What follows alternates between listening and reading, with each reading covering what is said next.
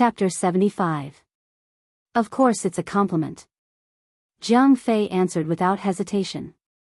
The unfamiliarity brought about by the shock and fear had completely faded away. As he steered the steering wheel, he clicked his tongue and said, "Compared to the end of August, you're like a completely different person. If it weren't for the fact that you're still so boring and have such a cheap mouth, I would have thought that I had met a stranger who looked like you. If you didn't say the latter part, we would still be good friends." Lu Qing laughed and scolded him. What was boring and mean? What was mean by mean? Jiang Fei looked ahead and became more excited. "Cheng, how did you do it? How long has it been?" "Not even half a year. How did you suddenly become so powerful?" "Just now, I saw you take care of a few gangsters with knives in just a few moves. Previously, I had been concentrating on my studies, so I didn't realize that I had the talent to enter meditation." Enter meditation. Songqing University Martial Arts Club, in order to regain its glory, found a good coach this year. With the combination of these two factors, I improved by leaps and bounds. However, this effect only appeared at the very beginning. The higher you go, the more difficult it is, and the slower your improvement. Jiang Fei was not a pure martial arts fan. He just liked to join in the fun. He had no direct impression of the amateur ranks outside of the professional martial arts competition, so he couldn't judge Lu Cheng's general level. He knew that Lu Cheng was very powerful, but he didn't know how powerful he was. So he laughed and said, "I see. Why didn't I realize that you have talent? Brother Lu, Master Cheng, if I'm bullied in the future, you have to help me." "Who are we?" "A cloud-piercing arrow and thousands of soldiers and horses will come to meet us," Lu Cheng joked. Jiang Fei drove steadily, but his tone was more excited. "Cheng, tomorrow morning, can you teach me a few moves? So that I can show off?" "Sure, as long as you can calm down and stand still." Lu Cheng nodded slightly. Still stance was the foundation of real martial arts, followed by moving stance, which was the so-called routine training method. Lastly, it was the practical fighting method such as 24 blizzard strikes. Jiang Fei said excitedly, "Don't worry. I'm forgetful. I can calm down." "I doubt it." Lu Cheng complained silently. Fatty Jiang's mind drifted and he liked to fantasize, which was the opposite of the requirement of concealment of spirit and qi. While talking, the car arrived at the destination and stopped at the gate of the community. Lu Cheng unbuckled his seatbelt and said, "Go to bed early. If you can't get up tomorrow morning, we'll forget it. When I was in high school, I worked hard and I got up early." Jiang Fei said proudly, "Cheng, I'll keep it a secret." "Yeah, I didn't see anything before." Lu Cheng laughed. He stood outside the car door and looked down at Fatty Jiang. "Well, if you didn't mention it, I would have forgotten that you have a big mouth." Back home, the room was still empty. Lu Cheng recalled the rescue process and confirmed that there was no problem with the details. As long as Wang Su didn't say anything, he couldn't find him. Then he was completely relieved. He was busy for a while, washing the clothes and throwing them into the washing machine. Then he logged into the mailbox to see if his master had sent him the video and information of the big and small hand wrap. Not yet. Then I'll focus on recovery training tomorrow. Lu Cheng sat on the sofa, playing with his phone and chatting with Yan Zhika while waiting for the clothes to be washed. Around 9 o'clock, he was about to get up to dry the clothes when he suddenly heard light footsteps from the 4th floor to the 5th floor. Lu Cheng turned his ear and naturally entered the condensation stance state. He was sure that it was only one person, so he calmly walked to the entrance. After confirming that the footsteps stopped outside his house, he suddenly opened the door unexpectedly. Outside the door, Wang Su had changed his clothes and was wearing a military green coat. His face was pale and his eyes were full of shock. It seemed that he hadn't decided whether to knock or not. "Have you treated the wound? How's it going?" Lu Cheng signaled him to come in first. Wang Su stepped in carefully and said while closing the door, "I asked someone to treat it. It's not a big deal." Tonight's disturbance has been temporarily settled. He was carrying a bottle of Ningxue Daku white wine, which was a local specialty. Once out of Shushan, it was impossible to see it again. Generally speaking, those who had some ability liked to get the original proof wine from Ningxue Wine Factory, which was said to be mellow, spicy, and fragrant. I know you've quit drinking. This is the authentic original proof wine I prepared for myself. Wang Su skillfully opened the cabinet where Lu Cheng's father kept the wine glasses and took out 2 glasses. Lu Cheng watched him wash the glasses and pour the wine. He was curious and amused. You're injured. Why are you drinking? How can we chat without drinking? Just treat it as disinfection. Wang Su sat down and said with a smile. How can you disinfect like that? Lu Cheng scolded with a smile.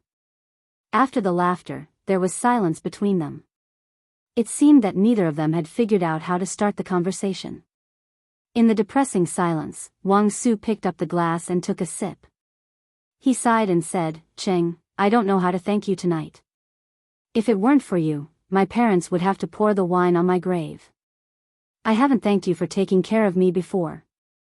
Now that I've learned some martial arts, how could I watch you die in front of me? Lu Cheng said frankly and sincerely. Before. Wang Su chuckled. To be honest, I was quite naive at that time. First, I thought about our childhood friendship. Second, I thought that the kids in our factory shouldn't be bullied by outsiders. Memories flashed in his mind. Lu Cheng took a breath and said, Brother Su, you can't go on like this. Wang Su raised his head and looked at him. He blurted out, Tonight, it's all because of that son of AB**tch Jian Laosan. He hired a professional 9th pin master from the provincial capital and attacked our bar when we weren't prepared. He almost killed Lu on the spot. Luckily, Brother Biao and Brother Wei fought hard enough to stop him. But they outnumbered us, so we had to run. The ones who chased me were the saber men under Jian Laosan. They were all of amateur 6th or 7th pin. Usually, I can handle one of them, but at that time, I had no choice but to run. Cheng, I didn't expect you to be so powerful. You took care of them in 2 or 3 moves. Lu Cheng shook his head. That's not the point, Brother Su. Not to mention that my abilities are limited. Even if I'm an expert, I can only save you once, but I can't save you forever. Do you really want to walk this path to the end? Wang Su fell silent. After a long time, he smiled bitterly and said, I understand what you're saying. I've been in the underworld for a few years and I've seen a lot. The most successful big brothers have been washed clean, while the average ones have been beaten to death. No matter how good one's kung fu is, there's always a moment of carelessness. A moment of carelessness can lead to a different person. Among the group I followed, some of them lost their hands, and some died in the commercial street. Seeing their end, even if I'm a rash kid, I'm still scared. I tried to find a martial arts club to practice martial arts, and tried to quit. I saved a sum of money and planned to start a small business. But in the martial arts world, how can I control myself? Big Brother is going to start a movie and asked me to go. Should I go? What will happen if I don't go? Even if it's just for the sake of brotherhood, I can't refuse. Even during the most chaotic time in junior high, Lu Cheng didn't know about these things. Hearing this, he felt depressed. After a moment of consideration, he said calmly, Brother Su, have you ever thought of jumping out? Jumping out? Wang Su looked at him in confusion. Lu Cheng said calmly, I went to Songqing to study. When I came back, I also took a trip to Yanling. In these 2 places, I almost couldn't feel the connection with Shushan. The world is so big, so why should I be trapped in Shushan? Since it's hard to cut ties here, why not try to go out and see the world? Wait 3 to 5 years and come back when they've almost forgotten you. Wang Su was stunned. After a long time, he took a sip of wine and said, Cheng, you're still a student. Fortunately, I haven't become Li's henchman. Otherwise, if I get involved in some things and see some secrets, I won't be able to leave just because I want to. Besides, what can I do after I go out? Sell my strength? I see a few people in the community who work in other provinces live worse than me. What's the point of living like that? Don't you want to start a small business? Lu Qing guessed that Wang Su must be very carefree. According to the playboy sitting in front of him, this kind of thug didn't have to worry about cigarettes, alcohol, women, or money. Ordinary people wouldn't even dare to look at him when he walked on the street. Wang Su lowered his head and poured the wine. He said slowly, "I'll think about it." Looking at him, Lu Qing suddenly felt a wave of emotion. Two people with similar family backgrounds had chosen different paths in junior high school and led completely different lives. Lu Qing concentrated on his studies, entered number 1 middle school, and was admitted to Songqing University.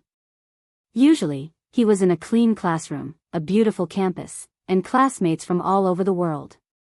They talked about games, movies, novels, teachers, girls, courses, and career prospects.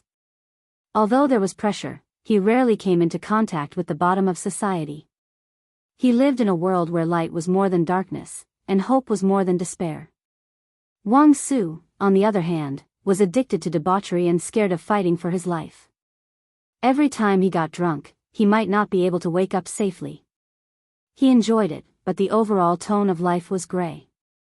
If he couldn't get to the top, if he couldn't successfully clear his name, he would be swallowed by the darkness sooner or later.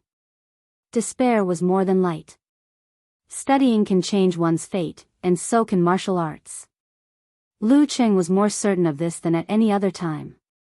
He changed the topic and said, "Brother Su, you didn't tell anyone about me, right?" Wang Su took another sip of wine. "Don't worry. I know you're a good student. I won't cause you trouble. Lu asked me before and I said I was lucky to meet a friend from the martial arts club. That's how I got away with it. By the way, how did you practice martial arts? How did you become so good all of a sudden?" "I just happened to be talented. I didn't know before I started practicing martial arts. I met a former physical invulnerability mighty one as my coach. That's how I managed to catch up with normal people." Lu Qing deliberately mentioned the existence of Geezershire. After witnessing Wang Su's daily life, although he was confident in their friendship, he didn't dare to be careless. The title of a physical invulnerability mighty one had directly destroyed all of his hopes and desires. Wang Su visibly trembled. He forced a smile and said, "No wonder I met a good coach. Cheng, can you teach me a few moves? So that I can have more assurance before I succeed in quitting. The foundation of my martial arts is still stance and meditation. You can try concealment of spirit and qi first." Lu Qing repeated the formula to Wang Su and explained a few key points. Wang Su knew that good martial arts were based on silence. He didn't question and listened carefully. At the end, he said, "I'll go back and practice. I'll ask you later. Keep this bottle of wine for Uncle Lu." After watching him leave the room and close the door, Lu Qing suddenly sighed.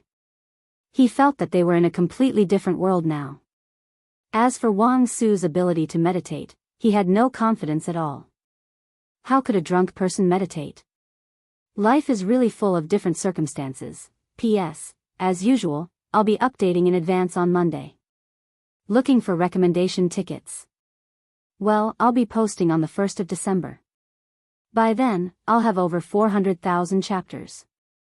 I can't update, so I'm thanking everyone in this free way. Chapter 76. After hanging up the laundry, Lu Qing locked the door and went back to his room. Lying on the edge of the bed, he couldn't calm down for a long time. He had an impulse to tell her everything. He took out his phone and sent a message to Yenjika. "Something happened after we finished the barbecue today." He tried his best to describe his relationship with Wang Su, his thoughts when he saw Wang Su being chased, and the change in his mood after having a deep conversation with him.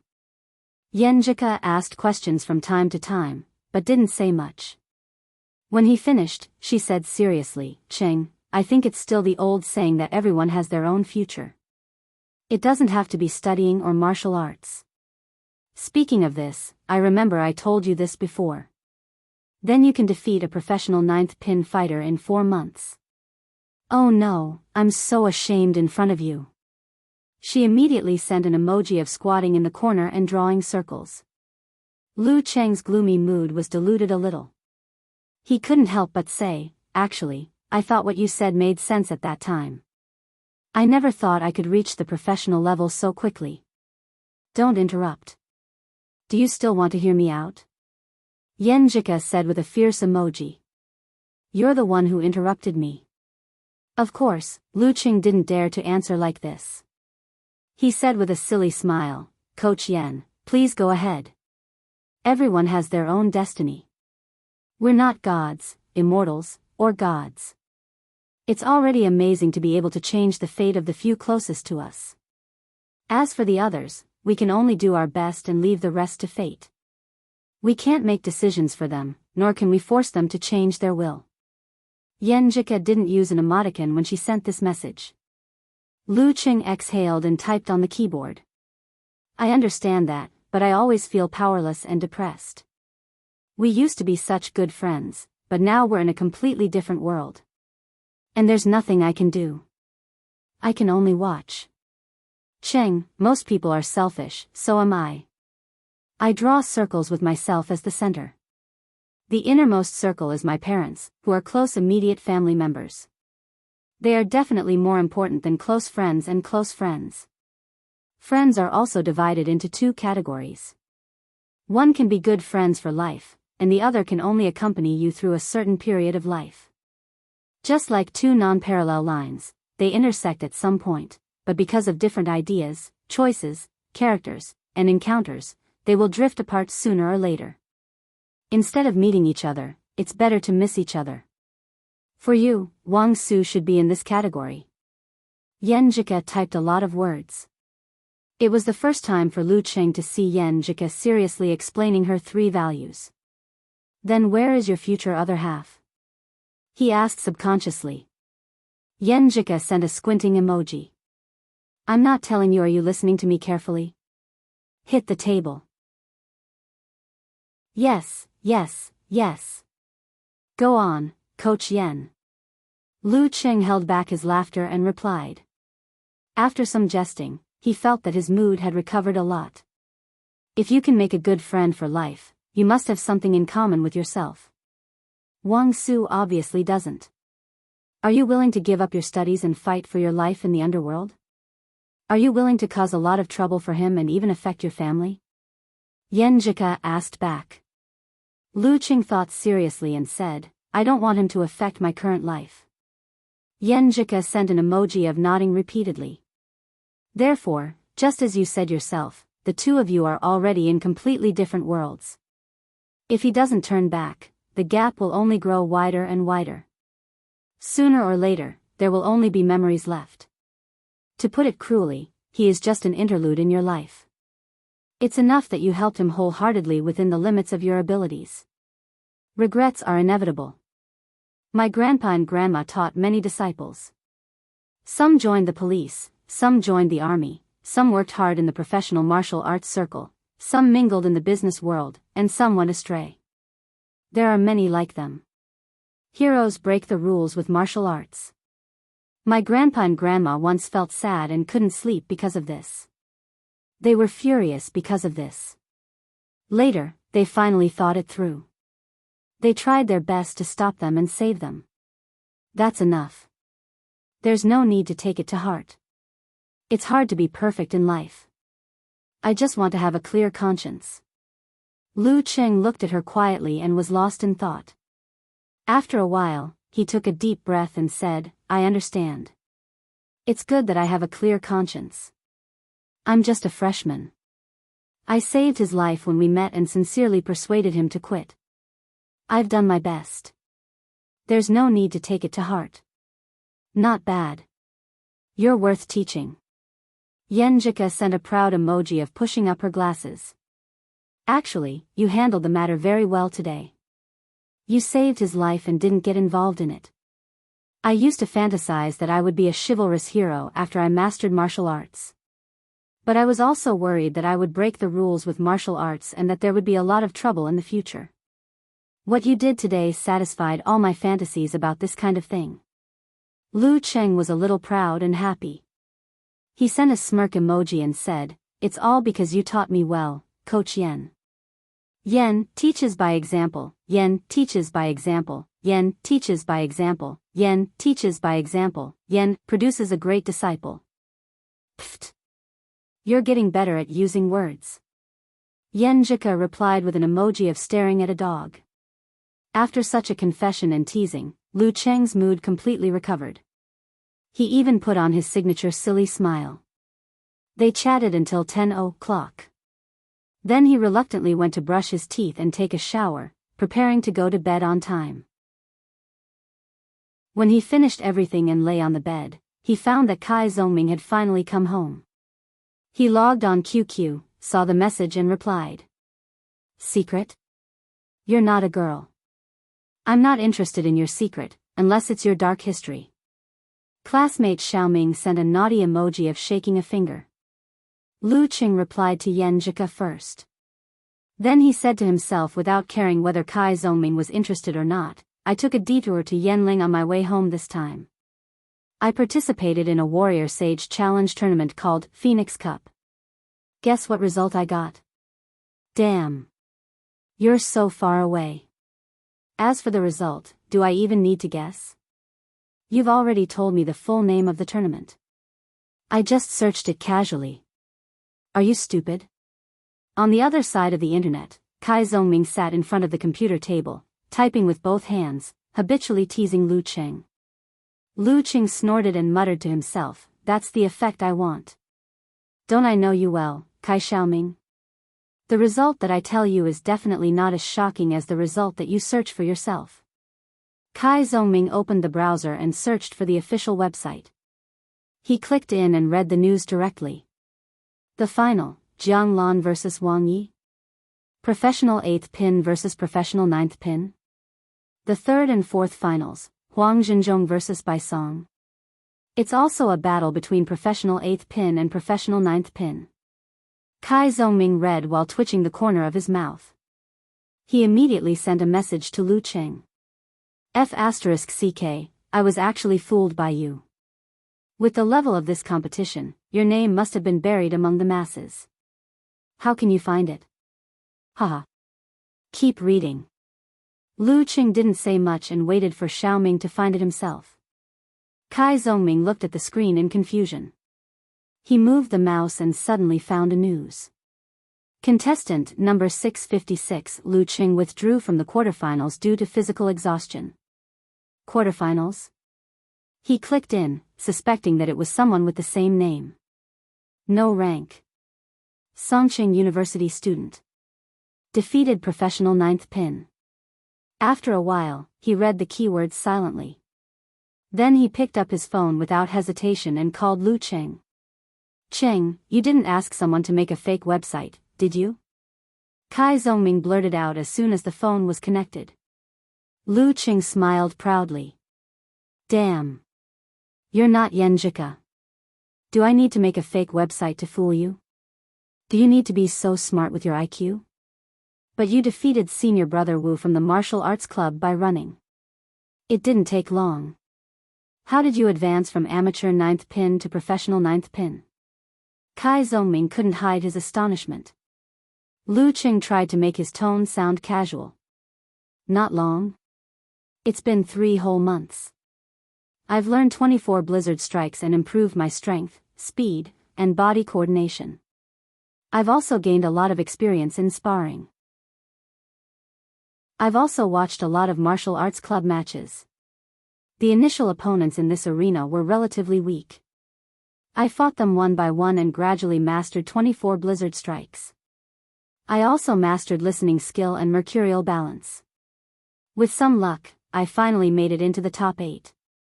Kai Zongming was silent for a while and then said, "Cheng, why do I feel that you're showing off?" "Yes, I'm showing off." Lu Cheng couldn't help but laugh. "Come and beat me if you can." "Beat me? Can you beat me?" "Damn." Kai Zongming was angry and amused. "I've never seen such a bitch like you. Just you wait. I'll join the martial arts club for special training next semester. With my talent and Geezershir's guidance, I'll catch up with you in no time. Let's see how you'll show off then. Lu Cheng was satisfied and ready to go to bed. Before hanging up the phone, he said, "There are videos of my matches on the internet. Watch them carefully." Without waiting for Kai Zhongming's reply, he hung up the phone and went to say goodnight to Yan Zhika. After a few days of the challenge tournament, Yan Zhika knew that he got up at 5:30 to train every day. She deeply admired him and acknowledged his improvement in strength. Kai Zhongming held his phone and was stunned for a moment. Then he found the videos and clicked on them. As he watched, his mouth opened little by little but didn't close. When the videos were finished, he murmured to himself like he was sleep-talking, "Is this AF** King Orange? I feel like he could beat me several times. He couldn't have been possessed by some old devil, right?" Of course, such things didn't exist in reality. They only existed in novels. At 5:30 the next day, Lu Cheng got up on time. He put on his martial arts suit, took his phone and keys, and jogged to Jiang Fei's neighborhood for preliminary warm-up. At this time, the sky was dark and there was no morning light. The street lights on both sides of the street were dim, illuminating the deserted silence and setting off more loneliness. Lu Cheng's breath turned into fog. He arrived outside Jiang Fei's house in the cold. He gave him a call to confirm that he had gotten up. After finishing the set of moves, which was the training routine, Lu Cheng saw Jiang Fei shivering out of the neighborhood. His white martial arts suit was grotesquely stretched by his fat. He held back his laughter and said, "Let's run to warm up first." Okay. After what happened yesterday, Jiang Fei was looking forward to practicing martial arts. "Cheng, where should we run?" Lu Cheng had already planned the process. He pointed to the left and said, "Run to Somli Pavilion and train in People's Park." Somli Pavilion? People's Park? Jiang Fei opened his mouth wide and his face was pale. "You'd better kill me. It's at least 10 kilometers. Please recommend me." Chapter 77. Lu Cheng couldn't really let a chubby person like Jiang Fei run 10 kilometers in one go during his first training. That would kill him.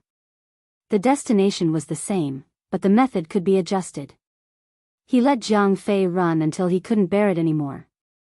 Then he would stop and take a rest. He would do yin-yang stance or condensation stance to train his body coordination and improve his concentration. After more than an hour of running and stopping, they finally arrived at Sanliting People's Park. Jiang Fei was so tired that he was sweating profusely. He had to wipe his sweat from time to time, otherwise, his eyes would be covered by it. If it weren't for Lu Cheng's example, he would have gone on strike. This kind of training was really inhumane. At this time, the sky was already bright. The office workers who were still on holiday were all out. There were many breakfast stalls near the park. Compared to the dark, cold, and silent environment when Lu Cheng first left home, the environment here was like returning to the human world. Jiang Fei found a grocery store with red eyes. He bought 2 bottles of water and gulped them down. After a long time, he finally felt better. He looked at Lu Cheng as if he was looking at a monster. "Cheng, why don't you breathe? Although I have rested all the way, I'm still King tired. This distance?" Lu Cheng looked at him with disdain. "I ran more than 20 kilometers in the morning exercise. Why don't you participate in the extreme long-distance running?" Jiang Fei blurted out. Lu Cheng joked, "I'm not bragging. I can run so fast that they all call me Daddy. Well, in fact, after I started the martial arts training, I also awakened the endurance talent. This is enough to be called abnormal. No wonder. Then what's the use of using you as a role model?" Jiang Fei's expression was dull. He was speechless for a long time and felt deep regret. Then he said, "Let's start the martial arts training." Since he was abducted here, he should at least gain something. He hoped that this kind of training could help him lose weight successfully. He hoped that he could learn a thing or two and show off in front of girls in the future. Lu Qing patted his martial arts suit and pointed to the gate of the park. Go in and find a quiet place. It's convenient for you to meditate. All right. Jiang Fei was indeed forgetful. He had already regained his senses. The two of them entered the park and saw that under the shade of the trees, beside the lawn, and by the lake, there were trainers in groups of 2s and 3s. Some of them had silver white hair and were practicing Tai Chi. Some of them were nimble and were training with each other. Some of them were stretching their bodies and practicing. It was really a lively scene. Damn, I didn't know that there were so many people training in Shushan. Under the light of dawn, Jiang Fei was stunned. This was the first time he came to the People's Park at 7 in the morning. Let's go deeper. Lu Qing glanced around, looking for a quiet place. Walking along the path beside the artificial lake, the two of them became quieter and quieter. However, they could still see people around them, and it was obvious that they were more professional. At first glance, it was obvious that they were martial artists practicing in the morning. Some were under the guidance of masters, some were urging each other, and some were practicing alone. From time to time, they could hear the crisp sound of inch force. If I hadn't come here, I wouldn't have known that there are so many martial artists in Shushan. Lu Qing glanced at him. This was only one of the parks that was suitable for training. Yeah, they seem to be very good at training. Jiang Fei tried to stretch his neck to look. Lu Qing patted him and said, "Don't look like that. Be careful not to break the taboo. According to the rules in the martial arts circle, looking at other people's training without permission will make you enemies." Gieserscher had specifically explained this to him before, so that he wouldn't get into trouble due to his youthful vigor and curiosity. Of course, martial artists wouldn't be too harsh on ordinary people who occasionally passed by and glanced at them. Jiang Fei retracted his gaze and said with emotion, "Didn't they say that all the martial arts dojos and gyms in the city were closed? Why do I feel that they all came here? They can stop their business, but they can't stop their own training. Music never leaves the mouth, fist never leaves the hand." Lu Qing imitated Gieserscher's tone and said, "These must be the true disciples of their respective martial arts dojos." While talking, the two of them came to the other side of the artificial lake. When they were looking for a quiet place, Jiang Fei suddenly pointed at a group of people in front of them and said, "Qin Rui." "Qin Rui? Isn't that a student of the amateur rank in the high school class?" Lu Qing followed Jiang Fei's finger and saw that among the group of people wearing blue martial arts suits with white edges, there was a big guy who was more than 1.9 meters tall. He had short eyebrows, a high nose, and coarse hair. It was Qin Rui. Because of his height, this guy didn't participate in the seat rotation and sat in the last row of the class all year round. It was said that he joined the Gushan Martial Arts School in the 3rd year of middle school and mixed in with the same group of people in other classes. He had some reputation in the whole grade, but his grades were getting worse year by year. All he wanted was to get a high school diploma and leave a way out. Noticing the pointers and hearing Jiang Fei's voice, Qin Rui said a few words to his companions and walked over. "Fatty Jiang. You've put on weight again." Qin Rui was stunned at first, but then he laughed at him kindly. Jiang Fei spread his hands and said helplessly, "That's why I'm here to train." "Hey, do you know this guy next to me?" "Why not?" "He's Lu Qing. I always copy his homework." Qin Rui looked at Lu Qing with a smile. "I heard that you've been admitted to Songqing University." "Not bad, you look so energetic." Lu Qing laughed. "You're talking as if I used to be very dispirited. I didn't expect to see you here. I've been training here in the mornings for the past 6 months. It's your first time here." Qin Rui was quite happy to see an old classmate. So it's very likely to meet certain classmates in certain places. Lu Qing suddenly understood.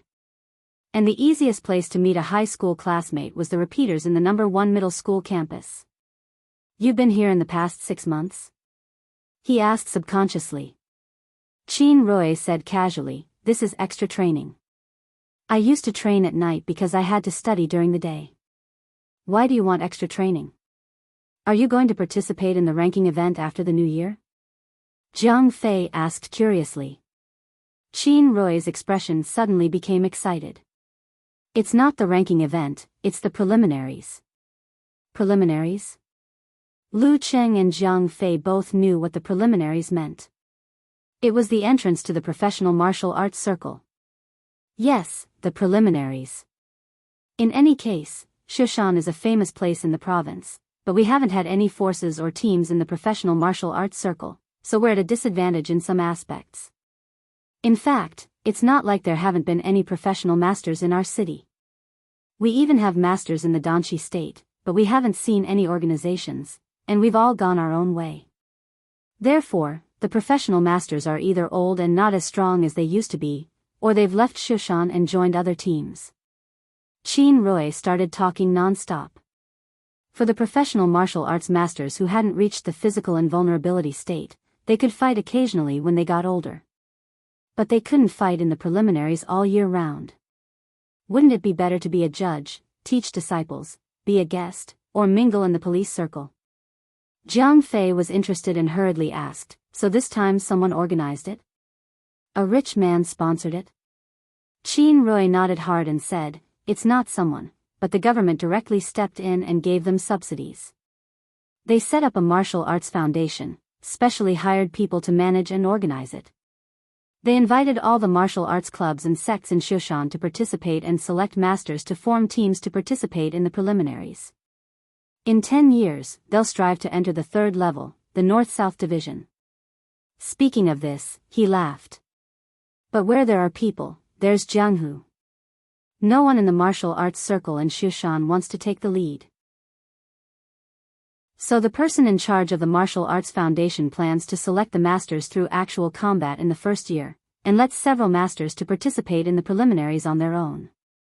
The one who goes the furthest will get the leading position in the second year.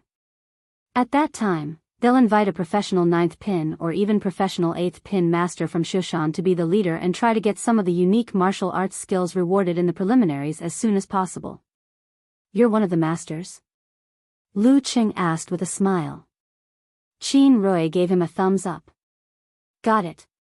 Gushan Martial Arts School, Liheng Martial Arts School, and Fuguang Martial Arts School are one group. Mingwei Martial Arts School, Shifeng Martial Arts School, and several sects are another group.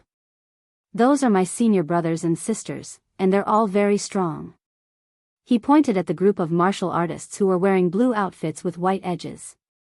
They were slowly practicing their martial arts routines. Lu Qing glanced at them and chatted for a while. Then he said goodbye to Qin Rui and went to a secluded place to practice. Qing, in your opinion, how strong are they? Jiang Fei asked curiously when they were far away from the group of martial artists in a small forest. Lu Qing smiled. They're just practicing the routines. How can I see through them? I don't have fiery golden eyes. But since they have the confidence to participate in the preliminaries, they should be at least of amateur 1 or 2 pin. That was the entry level of the professional martial arts circle. Even if they weren't of professional 9th pin, they shouldn't be too far away from it. Otherwise, it would only bring disgrace upon themselves. Amateur 1 or 2 pin. That's pretty good. Jiang Fei sighed with emotion. In his impression, Qin Rui, who was of amateur 4th pin in the second half of his senior year in high school, was already very prestigious in the circle of all schools, let alone amateur 1 or 2 pin. After sighing with emotion, he looked at Lu Cheng and asked, Cheng, what's your level now? I haven't participated in the ranking event, so I can't say for sure. But according to my estimation, my strength should be around this range. Lu Cheng answered modestly. After all, the right time, right place, and right people were needed to fight against professional 9th pin fighters. Around this range? Jiang Fei was stunned. He knew yesterday that his buddy was good at martial arts, but he didn't expect him to be so good. He could even represent Shushan in the professional martial arts preliminaries. He couldn't even beat me half a year ago. Lu Qing moved his body. Stop chatting. Let's start practicing. Jiang Fei was excited at the thought of Lu Cheng's strength. He stood up straight and said with a military posture, okay. Lu Qing first taught him the kung fu of meditation and explained the essence and key points of concealment of spirit and qi. He let Jiang Fei try it first, while he practiced yin-yang stance and condensation stance again. After practicing meditation, he opened his eyes and started to practice the moving stance, which was the training routine. It could train the muscles from different aspects and adapt to some force exertion skills. It could make the body more vigorous and strong. When he was in the martial arts club, the muscle strength measurement room was more professional and more targeted. Therefore, Lu Qing was more inclined to the body and force exertion skills in the training routine. After a round of practice slowly, he looked at Jiang Fei next to him and saw that his eyes moved. So he smiled and said, "Can't stand anymore? Are you tired and irritated?" "Yeah, this meditation is so boring, and there's no progress at all." Jiang Fei opened his eyes immediately. Lu Qing asked him about his feelings and told him his own experience. Then he said, "If you don't have outstanding talent, it's normal to practice meditation for half a year before you can get started. Don't worry, it's okay now. Can I get started in half a year?" Jiang Fei's focus was obviously different. Lu Qing's mouth twitched and said, "Most people who can't get started in half a year lose confidence and stop trying. Of course, there are also people with extraordinary perseverance. There was once a mighty one with physical invulnerability who took 3 years to master meditation. Well, you can practice the moving stance with me first." He taught Jiang Fei what he had just practiced.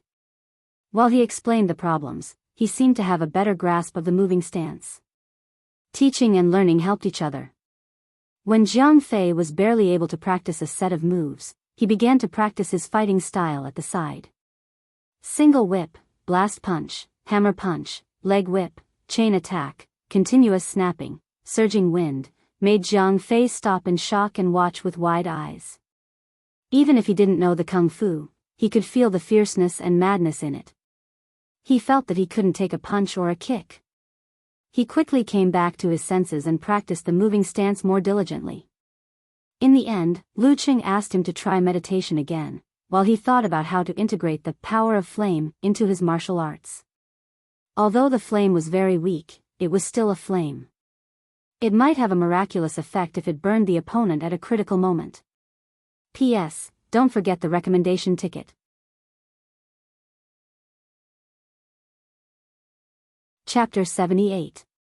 In the morning mist, Lu Qing glanced at Jiang Fei, who was standing with his eyes closed. He rubbed his thumb and index finger, and an orange-red flame flickered in the chilly wind, as if it would be extinguished at any moment. Bam! Lu Qing shook his arm and tightened his muscles. He lashed out like a whip, tearing the airflow and suppressing the sound of the wind. Then, the flame was extinguished. It was extinguished by the wind caused by the relative movement. Judging from the current strength of the flame and the difficulty of maintaining it, I can't strike first and then attack. I have to match the two together. Lu Qing confirmed a previous guess. He didn't name his own special ability, lighter, purely out of bad taste. It also contained an important characteristic, which was that the activation of the flame required a process of activating the heat flow in the body. It couldn't purely rely on one's will. It was just like how a lighter had to have a strike action. Usually, Lu Qing would use the action of rubbing his fingers to ignite the flame. However, it was obviously not suitable for actual combat unless he had the right time, place and people. After some consideration, he planned to combine the force of an ordinary attack with the ignition of the flame. He adjusted his breath slightly, raised his right arm, twisted his waist and threw a downward punch. The flame was ignited and wrapped around his fist. However, it was immediately extinguished by the wind while he was chopping down. Extinguished. Lu Qing scratched his head awkwardly and glanced at Jiang Fei again. Seeing that Jiang Fei was so focused that he didn't notice it, he was relieved. He couldn't use this thing to embarrass himself before he succeeded. After some careful consideration, he analyzed the reason for his failure. He found that the normal force of the fist started from the moment of the punch and accumulated kinetic energy in the process. In other words, the flame had already been ignited when the punch was thrown out. The current strength was obviously not enough to withstand the long convection. The force of the fist when it is about to hit the enemy is just a short burst of 1-inch punch, right? I should be able to combine the force of the fist with the ignition of the flame. Lu Qing thought about it several times. He shook his arm and suddenly shot out like a big gun. He tried to drive the heat flow in the last burst of 1-inch punch. Bam! In a short burst of crisp sound, a little flame jumped out and covered the surface of Lu Cheng's fist. Then it hit the assumed target. The flame shook and was quickly extinguished. However, Lu Cheng's face showed a smile. He had basically achieved his goal. Although this kind of flame was not harmful for the time being and might not even be able to ignite clothes, it could still make the opponent feel pain at the critical moment. Lu Cheng could make a mistake and seize the opportunity. If he used it well, it was possible to defeat a professional of professional ninth pin. Of course, it was a Saint Seiya move. Once it was used in front of the same opponent, it would be difficult for it the second time. He could only rely on surprise. After more than a day of thinking, Lu Qing finally had an idea on how to strengthen his power of blaze. That was to strengthen his own physique. This time, under the fire force of the Jin Dan, he was almost ruined, which meant that his body was not strong enough. But when he had the body of a professional ninth pin or even Danshi stage, it should not be a big problem for him to withstand that level of backlash.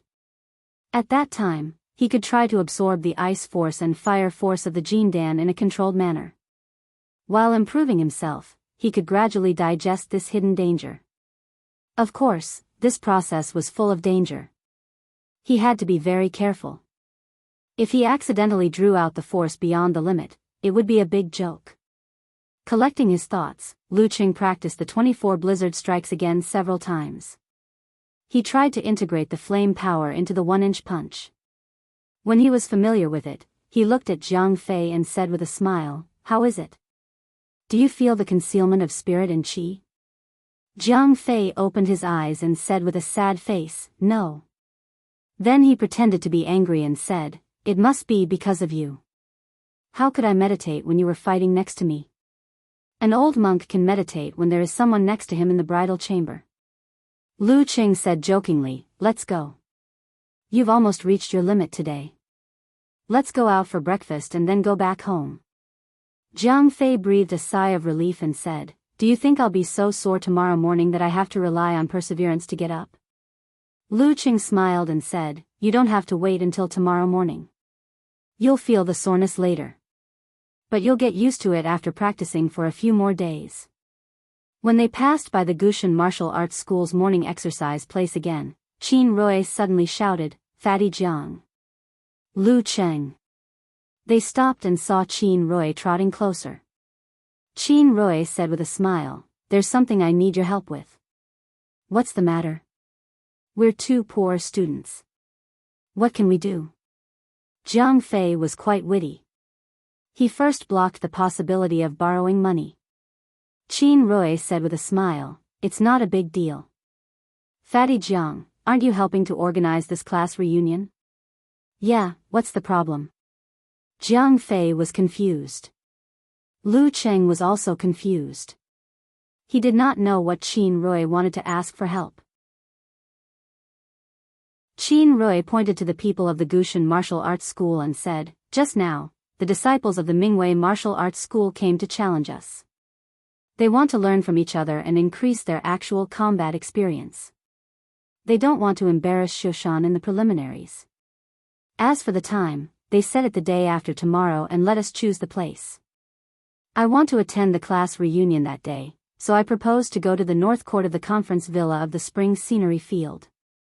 At that time, can you ask the homeroom teacher to organize and let the students come to cheer me on and support me?" Zhang Fei suddenly understood and said, "You want to be in the limelight and show off in front of your classmates?" "A little bit." Qin Rui said with a smile, "More importantly, we want to publicize the team that will participate in the preliminaries after the new year and make a name for ourselves. If everyone's performance is similar, the person in charge of the foundation will definitely take the popularity into consideration. Don't worry, we're in the North Court and the class reunion is in the South Court. We won't disturb everyone. The north court of the conference villa of the spring scenery field had a martial arts arena, while the south court mainly had leisure facilities for ordinary people. Jiang Fei roughly understood Qin Rui's idea, but he didn't want to take it all on himself. He said sincerely, "Then I'll help you to tell the homeroom teacher. I can't decide what her attitude is, but we've all graduated. Who will pay special attention to her as the class monitor? You can come and shout a few times, and a bunch of guys who have nothing to do will definitely join in the fun." The homeroom teacher was not referring to the head teacher, but the class monitor for 3 years and the organizer of this class reunion, Chiu Hailin. Yeah, and old Wu will also be there. He's a fanatical martial arts fan. How can he not go and have a look? With him as the head teacher taking the lead, you don't have to worry about the other students not cheering for you. Lu Qing echoed. He understood Qin Rui's mentality very well. Once upon a time, he had also yearned for someone to cheer his name, and this was finally realized in the Warrior Sage Challenge tournament. Moreover, it was more than fulfilled. Yenjika's cheer had won over all others. Qin Rui seemed to want to reach out and shake their hands, but he restrained himself. He said with a smile, "Okay, I'll come and shout a few times by myself." "Hey, that's not right." "What do you mean by, come?" "I'm here. I'm also here for the class reunion." After a few humorous words, he said goodbye to Lu Qing and Jiang Fei and trotted back to the team for the morning exercise. Looking at his back, Jiang Fei murmured in a low voice, "What a show-off, it's okay. Who doesn't want that?" Lu Qing defended Qin Rui. After taking a few steps, Jiang Fei looked back and said jokingly, "Qing, why don't you jump on the stage, beat all your opponents, and steal their limelight? You're not weaker than them, right? What's wrong with me?" Lu Qing laughed and scolded, "Why would I get involved in this? Their goal is the preliminaries, and mine is the National University Martial Arts Competition. We'll mind our own business. Even our circles are different." The two talked and laughed as they walked out of the park. They ate minced meat soup noodles and a bunch of other food at a nearby breakfast stall.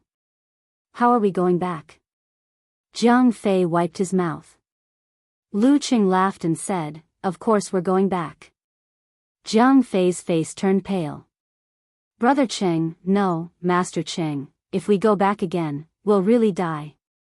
Look at how timid you are." "I'm just kidding." Lu Qing took out his phone, made an order and waited for the online taxi. Jiang Fei heaved a long sigh of relief and said, "I have to believe you. When you said we were going to Sanli Pavilion People's Park, I really thought you were joking. But it turns out you're not." Back at home, Lu Qing took a shower and felt refreshed. He had completely gotten rid of the lingering flu. Energetically, he turned on his computer, logged into QQ, and checked his email to see if Gizershur had sent him any videos or information. Obviously, Gizershur didn't get up so early when he didn't need to teach his disciple. Lu Qing didn't care. He clicked on the chat box with Yenjika and sent an emoji. "After the morning exercise, I feel alive again." Yenjika covered her mouth and laughed. "You're not Lu Daiyu anymore." Disappointed. "By the way, Coach Yen, I have something to ask you." Lu Qing sent an emoji with bright eyes. "Just say it. I'm in a good mood now." Yenjika sent an emoji with a hook finger. Lu Qing sent an emoji with a silly smile. "Didn't I earn a bonus of 15,000 yuan this time? Besides treating you to a big meal and a tour in Songqing, I want to buy a gift for my parents. It's the first real gift, a gift to support myself. What do you think should be a good gift?" He tried to let Yenjika participate more in his affairs and strengthen the closeness between them. Of course, he really didn't know what to buy. Yenjika sent an emoji with a dumbfounded expression. "I haven't met your parents and don't know what they like. How can I give you advice? You tell them and I'll help you." Lu Qing thought for a while and said, "How about clothes and pants?" "That's fine." Yenjika crossed her hands and put a thoughtful emoji on her chin. "Then here comes the question. Do you know what size clothes your parents wear?" XL or XXL? What's their waist? Lu Cheng's expression was dull and he replied with a string of ellipses. I knew it. So, a son is not as considerate as a daughter. Yenjika sent an emoji with a helpless expression. Hee, that's why I like a daughter too. Lu Cheng followed and replied. On this topic, they chatted for a while before getting back on track. Lu Cheng asked, how about I ask my parents directly? Well, that's not a surprise. Are your parents at home? When they're not home, you can go through their wardrobes. Then you'll know. And you can also see what kind of clothes they lack. Of course, don't be too extravagant. Buy a coat or something like that. You have to save your money. When you reach the dance stage in the future, you can't do without the help of medicine soup. Yenjika sent an emoji with a righteous expression. You're right, Coach Yen. Lu Cheng answered excitedly. He left his room, entered the master bedroom and opened the wardrobe. Well, this jacket, how long has my dad been wearing it? I remember that I had an impression of it before I graduated from primary school. His woolen sweater had a lot of bumps, and some parts were so thin that they were almost torn. Mom's thermal long johns look so old. How many years has she been wearing them? Lu Cheng looked through them one by one. This was an area that he had never paid attention to before. He always thought that after his family's situation improved, his parents' clothes would have been replaced long ago, just like his own. But now, he saw with his own eyes that they were still so thrifty even after buying some clothes to keep up appearances. It seemed that they wanted to save every penny to spend on themselves. Most of the things in the wardrobe are years old, right? It seems that if they don't wear them until they're worn out, they won't be able to wear them again unless they're mended. Lu Cheng's eyes reddened slightly. He took a deep breath and his emotions seemed to have settled down. He felt more sorry for his parents. He checked the size and other information, closed the wardrobe, returned to his room, and sent a message to Yenjika. I'm going to buy a woolen sweater for my dad and 2 sets of thermal long johns for my mom. After asking about the size, Yenjika selected some clothes online and sent a few styles to Lu Cheng. These are not bad. You can choose by yourself. When the time comes, you can buy them directly from their physical store. They may be a little more expensive, but you're a nouveau riche, manual squint. Express delivery will not be restored until after the new year. What a pity. After settling this matter, Yenjika went to practice martial arts. Lu Cheng played games for a while. Suddenly, he heard the sound of the door opening and the familiar cough. Mom and Dad are back. Chapter 79. Cheng. As soon as the door opened, Lu Cheng's mother shouted. Lu Cheng had already put down the mouse and walked out. He was surprised and happy.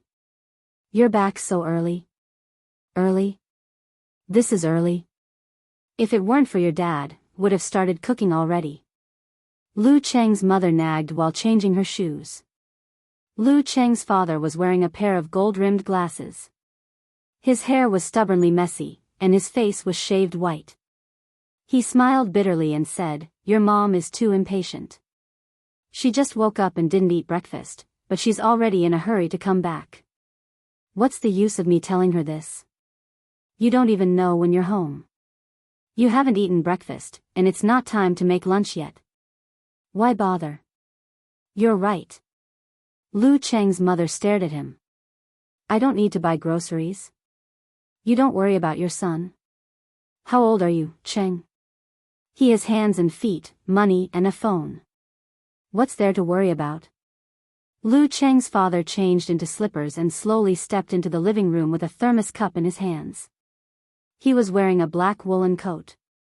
He was slightly shorter than Lu Cheng, about 1.7 meters.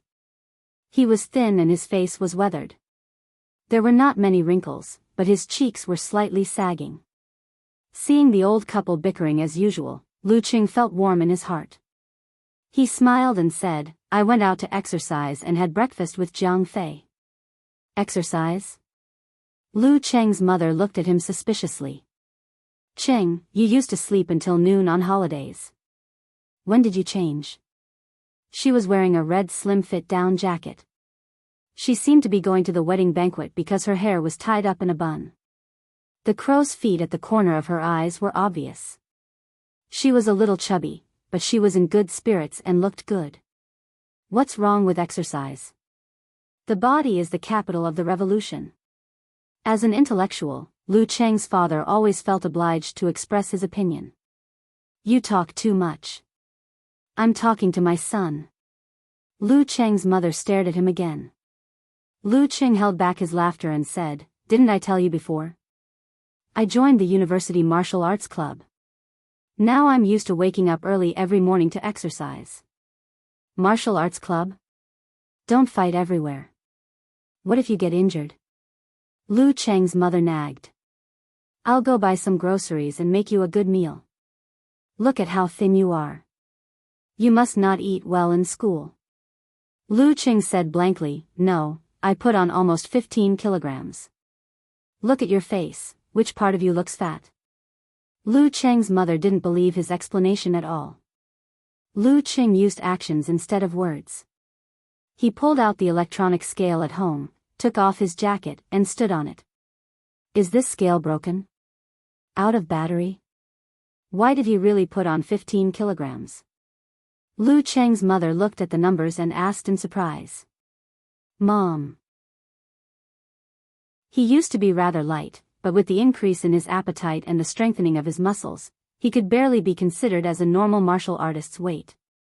But according to Gieserscher's opinion, he had to be heavier, or he wouldn't even be powerful enough to hit someone. That's good. That's good. Lu Cheng's mother smiled happily. Then you go to the market with me tomorrow to get some groceries. It's almost Chinese New Year. We need to stock up. Otherwise, it won't be easy to buy them. She didn't wait for Lu Cheng's reply. She rushed into the kitchen, grabbed a trolley for groceries, changed into outdoor shoes, opened the door and left. Your mom. She's always in a hurry. Lu Cheng's father unscrewed the lid of the thermos, took a sip of tea, and shook his head with a smile. Not bad. Lu Cheng walked to the sofa next to his father and sat down. She always talks about your slow temper. Lu Cheng's father put the thermos on the coffee table. He sat down and asked, How's it going? How's your life in school? He had heard the answers to these questions from Lu Cheng's mother, but he felt that he didn't care enough if he didn't ask. Lu Cheng laughed and said cheerfully, I was wondering if you would ask about this cliché topic, Dad. I didn't expect you to ask. Lu Cheng's father was stunned. He suddenly sighed and said, Cheng, you've become more cheerful after half a year in college. Dad, I wasn't introverted before. Lu Cheng asked in confusion. Lu Cheng's father smiled and said, It's not that you were introverted before. It's just that you're more cheerful now. In the past, you used to answer every question. Now, you even answer first. He said humorously with a line from a skit. Lu Cheng was amused and answered subconsciously, maybe it's because there's less pressure in college and my roommates are easy to get along with. That's why I've become more cheerful. To be precise, he had become more talkative. This was all thanks to Kai Xiaoming. Practicing martial arts to improve his qi, chasing Yan Zhike to improve his speaking skills, and bickering with Xiaoming to improve his joking ability. These were all indisputable facts. He appeared to be more at ease and could liven up the atmosphere. The ancients often said good teachers and helpful friends. This was probably the effect of helpful friends, which could really benefit a lifetime.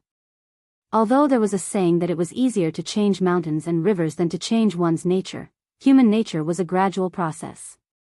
Lu Cheng was still at the stage of being fine-tuned and would definitely be influenced by his surroundings.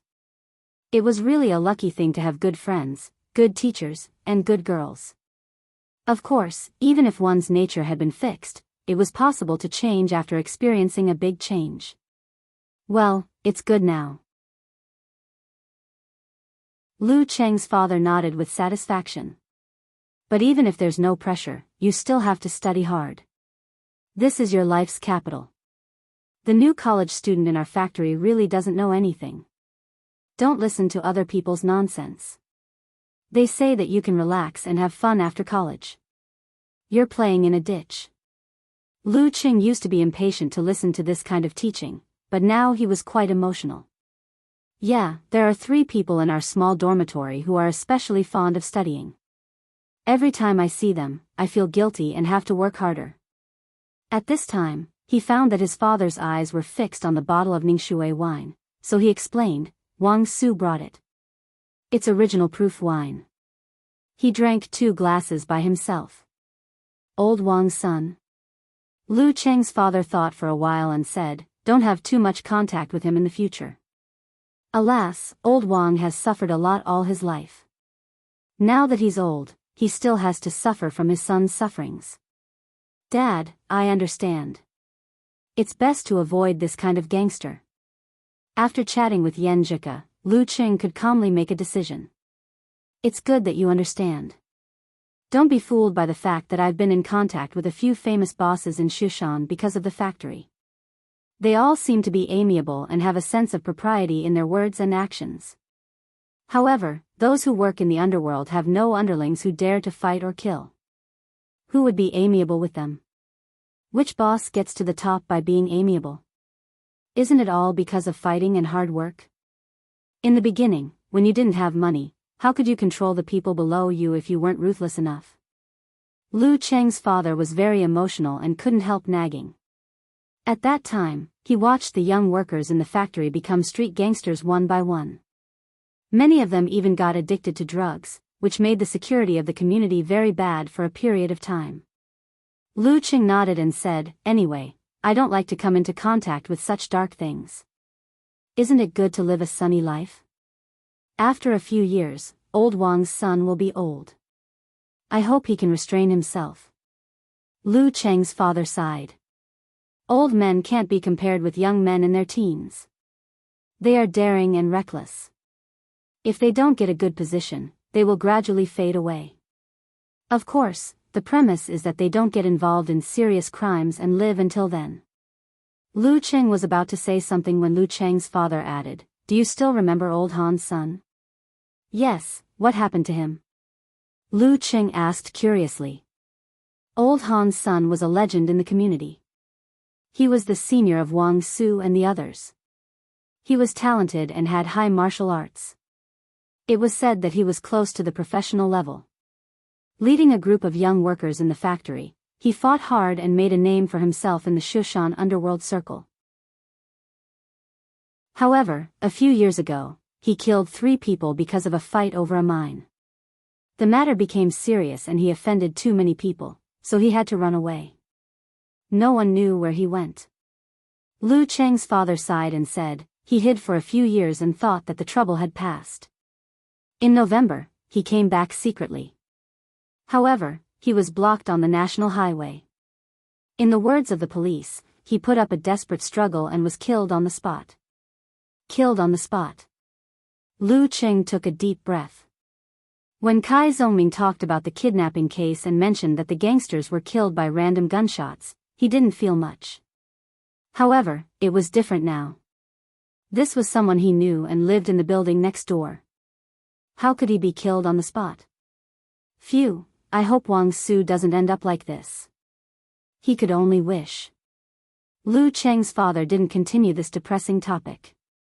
He turned on the TV and talked about Lu Cheng's life in school. When Lu Cheng's mother came back from grocery shopping, he took a sip of strong tea and went to the kitchen to help wash the vegetables and cut the meat. Not long after, Lu Cheng smelled a strange smell that seemed to penetrate into his bones. It was the smell of fried eel, one of his favorite dishes. He couldn't help but swallow a few mouthfuls of saliva. He felt that he could eat a bowl of rice just by the smell alone. A person's stomach was trained from a young age. No matter how delicious the food outside was, it would not be as good as the food made at home. Of course, there was a prerequisite to this. His mother or father's cooking skills were not bad, and they were not just for show. When it was time to eat, he swept away the food like a whirlwind. Lu Cheng's mother was very pleased and felt that her cooking skills were recognized. She happily talked about family matters, such as going to Grandpa's for the new year, how much New Year's money should be given to the younger generation, and how her cousin failed to open a restaurant and went back to work at the same old place. Lu Cheng's father was drinking original proof wine at the side and only said a few words occasionally. The warm atmosphere was reverberating. Lu Cheng ate with great satisfaction, from his stomach to his soul. The matter of his martial arts competition could be mentioned when he gave the gift. In the afternoon, he chatted with his mother for a while. Then he asked Cheng Chili to go out to buy gifts. Cheng, I want to confess my love to Monitor at this party. In the bar, Cheng Chili threw a bombshell at Lu Cheng the moment they met. Lu Cheng almost couldn't recover from the shock. When did you fall in love with Chiu Hailin? You didn't mention it before? Lu Cheng asked in surprise. Chapter 80. Didn't I share a semester with her when I was in my senior year of high school? Then. Cheng Chili's voice became lower and lower as he spoke. His short hair was parted to the side, and he wore thick black-rimmed glasses. There were a few pimples on his forehead, and there was a sore at the corner of his mouth due to excessive heat. He looked like an introverted person who wouldn't say a word even if you beat him with a stick. However, after getting along with him for a long time, he was not as stuffy as he looked.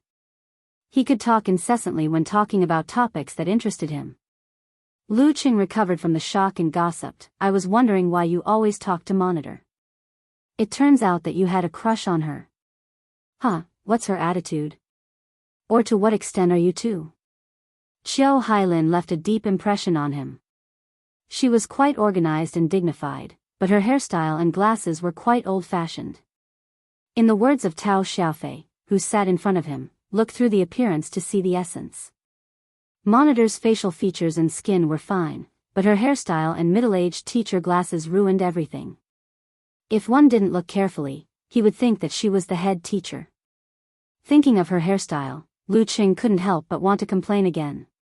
He was not familiar with Chiu Hailin, but every time they talked or met, he couldn't help but look at her forehead.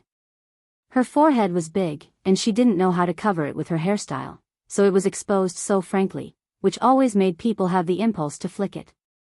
Cheng Chili thought carefully and said, it means that there will be no awkward silence when we talk. There is always something to talk about. Lu Cheng was stunned and blurted out, you want to confess your love in this way? Why not? Cheng Chili was confused. Lu Cheng seemed to see his ignorant and immature self a few months ago. He said earnestly, Monitor is studying in the capital, and you are in the provincial capital. How do you keep in touch? QQ, Cheng Chili answered naturally. Then how often do you talk? How long do you talk each time? Lu Cheng asked patiently. Cheng Chili thought for a while and said, once every 2 or 3 days. If we have a lot of topics, we can talk for 1 or 2 hours. The correct answer should be to chat with him every day, every time for a whole day. Lu Cheng couldn't help but cover his forehead and ask, did the Monitor show any signs of closeness to you, or ambiguity? Well. Cheng Chili was lost in thought. After a long time, he said, but it doesn't prevent me from confessing. I confess because I like her, not because she likes me. Lu Cheng sighed as he recalled the words of Kai Xiaoming, the Casanova, and said, Old Cheng, this isn't how confessions work. He reorganized what Xiaoming had taught him and explained it in a language that was suitable for Cheng Chili's understanding.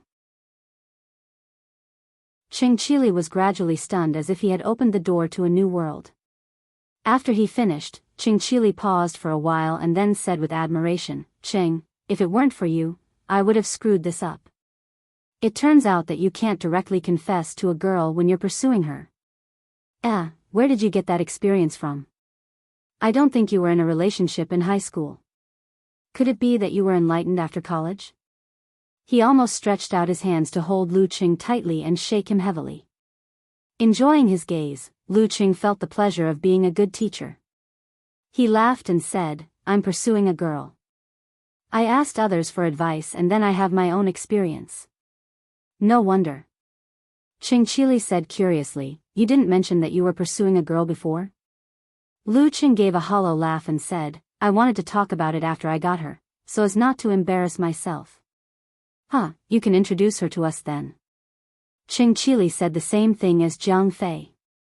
When I introduce her to you, I'm sure you'll be scared to death. Lu Qing chatted with old Qing and talked about the interesting things about their studies. Many topics couldn't be induced by chatting on the internet. After all, he was only willing to spend so much energy to talk about everything in detail with the girl he loved. He didn't care about rough men like Jiang Fei and Qing Qili. They talked and laughed until 4 o'clock. Qing Qili went home to accompany his relatives. Lu Qing took his mobile phone and went to the local business center under the guidance of Yan Jika. He found the 2 brick-and-mortar stores and paid directly for 2 sets of women's thermal long johns and a woolen sweater. Yan Jika only had 1 sentence for this. I'm so pissed off.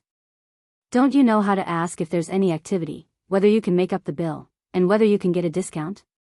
You just bought them directly? I think the price is quite reasonable. Lu Qing answered in a low voice. Yan Jika sent a dazed emoji in the cold wind and said, okay, this is very Qing, very manly. What a spendthrift. Back home, Lu Qing walked through the living room carefully to avoid his mother who was cooking. He hid the gifts in his room and waited for a surprise on New Year's Eve. At this time, Geezer Sher had sent the video and detailed information of the big and small hand wrap to his email. He watched and discussed with Yan Jika and had a preliminary understanding of the theory. To put it bluntly, the big and small hand wrap was a combination of grappling and counter-grappling. It was very effective in close combat when combined with the listening skill. It was a good choice for street fighting in a situation where other fighting styles could cause serious injuries or even death if one was not careful. In addition, the description of joints in the attached information was also quite interesting. In the blink of an eye, it was the day of the high school reunion. Lu Qing and Jiang Fei finished their training and went home to shower and change clothes. They got in the car and went to the gathering place. Coach Yan, we're going to see Du Liu today. What do you think I should do to help you bully him as revenge for stealing your darling seat? Lu Qing sent a message to Yan Jika in the car while the scenery passed by. Yan Jika replied with a proud emoji wearing sunglasses. Just throw him to the ground. This. In public, people will think that I have a crush on Song Li. Lu Qing replied with a dumbfounded emoji. Just kidding, Yan Jika shrugged and said, help me ask him about his relationship with Song Li and see how he answers. I have to help that little girl. Qing, I'll leave this important spy mission to you. Don't let me down. I promise to complete the mission.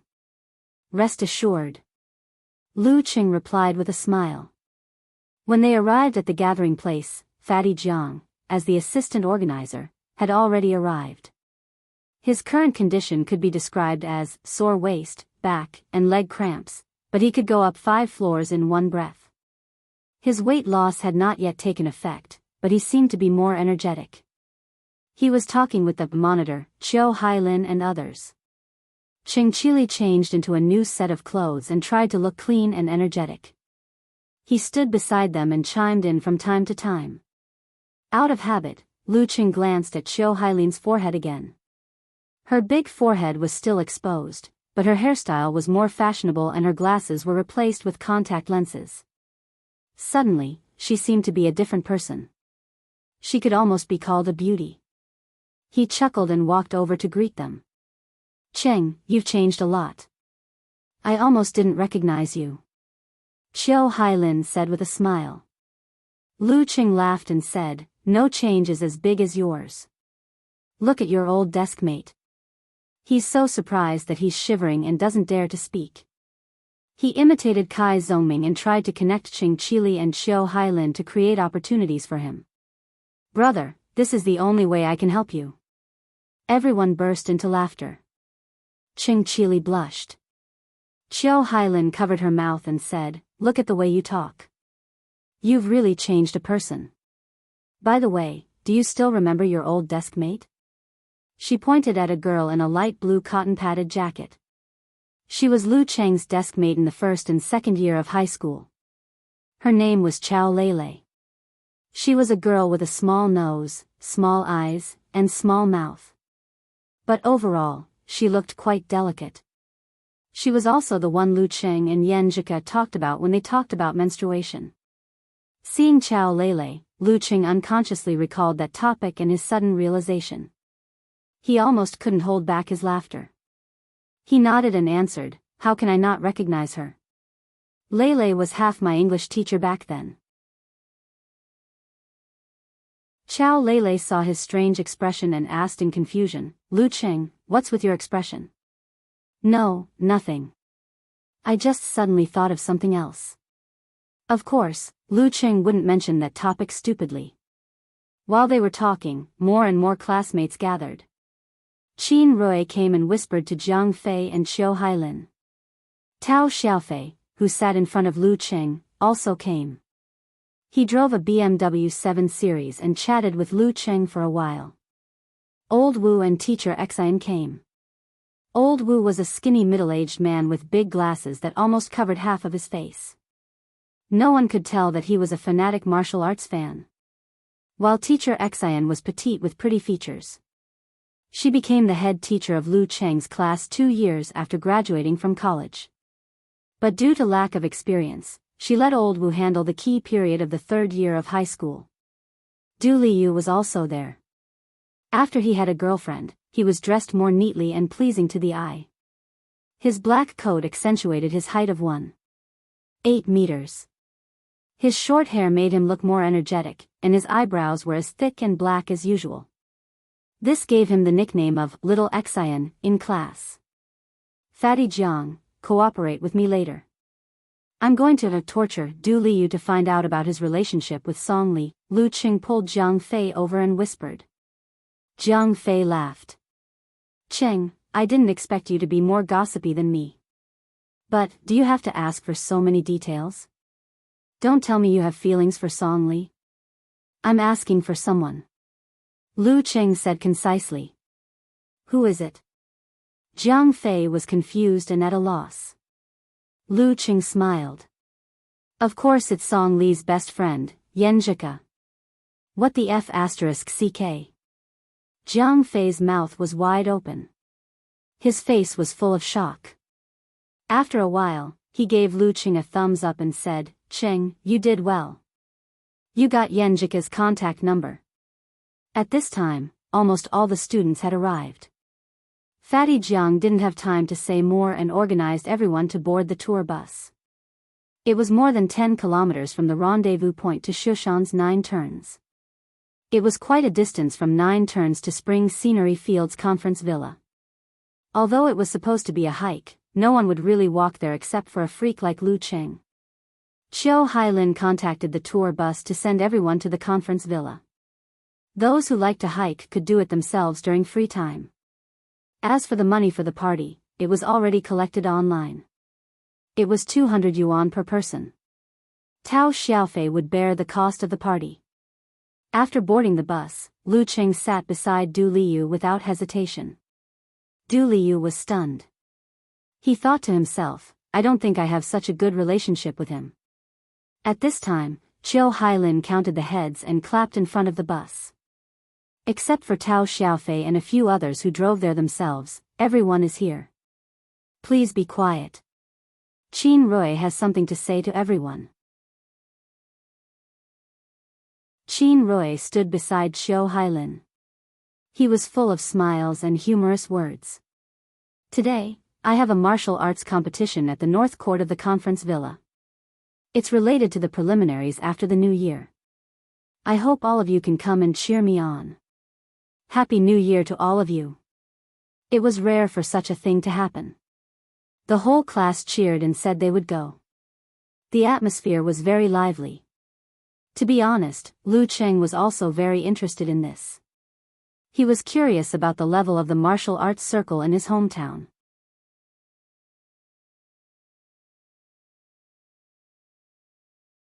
Chapter 81.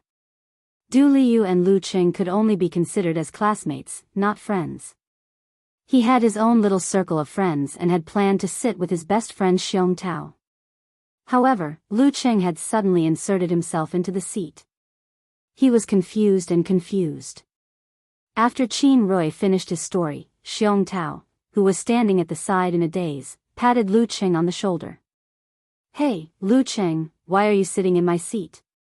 I have something to ask Du Liu. I'll return your seat to you later." "Sorry." Lu Cheng looked straight into Xiong Tao's eyes calmly. Xiong Tao was a little annoyed at first. However, when he met Lu Cheng's eyes, heard his sincere words, and felt his confidence and calmness, his anger disappeared. Instead, he smiled and said, "What's the matter? Can you tell me about it?" "Just a little gossip." Lu Cheng turned to Du Liu and smiled. "Tell me about your experience." Du Liu suddenly realized and pointed at Jiang Fei, who was sitting in the row behind. "Fatty Jiang, didn't we agree to keep it a secret?" Jiang Fei looked tired. "It's not the first time you know that I have a big mouth." Beside him, Qing Qili couldn't hold back his laughter and burst out laughing. Du Liu was annoyed and amused. No wonder Song Li said that everyone in her class knew about it. "It's all because of your big mouth. I was still wondering when we were seen again." "Good job, Fatty Jiang. You took the blame for your brother." Lu Cheng praised in his heart. He smiled and said, "So, tell us honestly. Don't let us torture you." Oddly enough, Du Liu knew that he wasn't familiar with Lu Cheng. But his confident and generous attitude and humorous words seemed to reduce the gap between them. Du Liu said subconsciously, "What's there to explain? Isn't it just this and that?" As his best friend, Xiong Tao already knew about his relationship with Song Li. He didn't find another seat but stood beside Lu Cheng.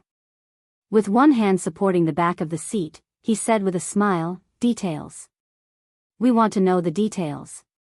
This kind of thing could easily cause a commotion." Lu Cheng copied Kai Xiaoming. He looked at Du Liu and pointed at Xiong Tao.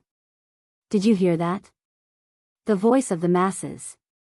Tell me, how did you and Song Li begin?" Du Liu's voice was not loud, and it was limited to the 2 rows of people in the noisy environment. Du Liu relaxed a little and scratched his head. "Aren't we in the same city? Not long after school started, a senior brother organized a party for us. You know, she was very close to Yan Jika at that time. They often hung out together and were well known in our grade. Of course, I was very surprised and excited to meet an acquaintance. So I boldly asked for her phone number and QQ number. She seemed very happy and didn't refuse. Well, there are 4 great joys in life: meeting an old friend in a foreign land." "Damn it, are you trying to turn meeting an old friend in a foreign land into a wedding night?" Jiang Fei couldn't help but complain. "And then? You've already started to pursue her?" Xiong Tao had already answered for Lu Cheng, full of enthusiasm. Du Liu's eyes widened. "How is that possible? After we got to know each other better, Song Li would ask me for help from time to time. She would drag me along when she was traveling around. Think about it, she's not bad looking. Except for being a little shrewish, she's quite cheerful and lively. I couldn't help but fall in love with her." Shrewish. Lu Cheng silently memorized his words in his little notebook. He teased, "According to what you said, she was the one who made the first move?" There was also a gathering for the provincial fellow townsmen meeting in Songqing, but at that time, he and Yan Jika had already started their special martial arts training, so they couldn't find a suitable time to attend the meeting. So they simply ignored those people. "I think so. Back then, she kept looking for me. My roommates all said that such a classmate relationship would develop into adultery sooner or later." Du Liu said with a hint of pride. "I don't believe it. Why would a girl like Song Li fall in love with you?" Xiong Tao said sarcastically. Du Liu said with a smile, "I don't know. Maybe she saw that I'm more mature and steady, wretch." Lu Cheng, Jiang Fei, Xiong Tao, and Qing Qili beside them were all retching. "What are you talking about? Why are you so happy?" Qiu Hailin had been chatting with them from the front to the middle. She was more like a teacher than the 2 head teachers. We're talking about Du Liu and Class 3. Song Li from Class 3. Jiang Fei, the big mouth, made a broadcast without hesitation. Halfway through, Du Liu wanted to stand up and cover his mouth, but Jiang Fei cleverly dodged. Qiu Hailin's eyes widened. Du Liu and Song Li from Class 3 are dating? Yeah, homeroom. We're asking him for advice. Do you want to hear it too? Lu Qing said while giving Qing Qili a look. He wanted him to take the initiative to tell Qiu Hailin what had just happened. Qiu Hailin listened with great interest. Her gossipy nature was aroused. Well done, Du Liu. You've won glory for our class. I heard that someone from Class 3, Jia something, once pursued Song Li. I know. Song Li said that Jia Yu likes to pretend to be a scholar and a scholar. She doesn't like him at all. Du Liu said with a smile. How does it feel to be in a relationship? Lu Qing interrupted, doing his job as a spy and a traitor. Du Liu thought for a while and said, I can't describe it with words. It was wonderful at the beginning. Now it's okay. Although she's a little too nosy, everything else is good. After listening to him, Jiang Fei, the forever single dog, quietly asked, which base are you guys at now? With a pft, Qiu Hailin blushed and looked to the side. Du Liu was embarrassed and angry. He said fiercely, get lost. How can you ask such a question in public? Lu Qing laughed as he remembered the key point. He was a little too nosy. Everyone laughed and laughed. Time flew by. The bus drove to the entrance of Spring Scenery Field Conference Villa. Tao Xiaofei's BMW was already parked nearby. When he got off the bus, Lu Qing bumped into his homeroom teacher, Old Wu. He smiled and greeted him, long time no see, Mr. Wu. You're getting more energetic. Haha. Old Wu laughed. Lu Qing, you've learned how to talk. In the past, you'd say, hi, Mr. Wu, at most. You make it sound like I was in kindergarten and just learned how to talk. Lu Qing said humorously. The other students couldn't help but laugh. Old Wu said cheerfully, not bad. Looks like you've learned a lot in Songqing University. Yes, Mr. Wu. I've joined Songqing University Martial Arts Club. Lu Qing deliberately bent his elbow to show off his muscles. Old Wu was surprised. He looked at him from head to toe. I know you like martial arts, but I didn't expect you to go there specifically to learn. It's good for your body. You can't be like me, skinny and weak. While they were talking, everyone entered the villa.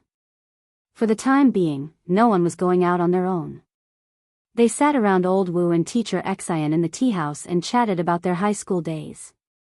For example, Tao Xiaofei was a mischievous boy who always talked back to teacher Xian, who had just graduated from university 2 years ago.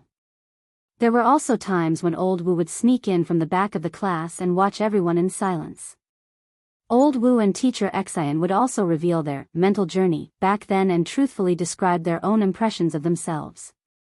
Reminiscing about the past was always heartwarming. As long as it wasn't too bad, it was a different feeling to talk about it. It was like returning to the most youthful years of their lives, and most people didn't have the pressure to study anymore. Only when they couldn't go back did they understand how precious it was. After sitting and chatting for a while, Lu Qing felt that this class reunion was not in vain.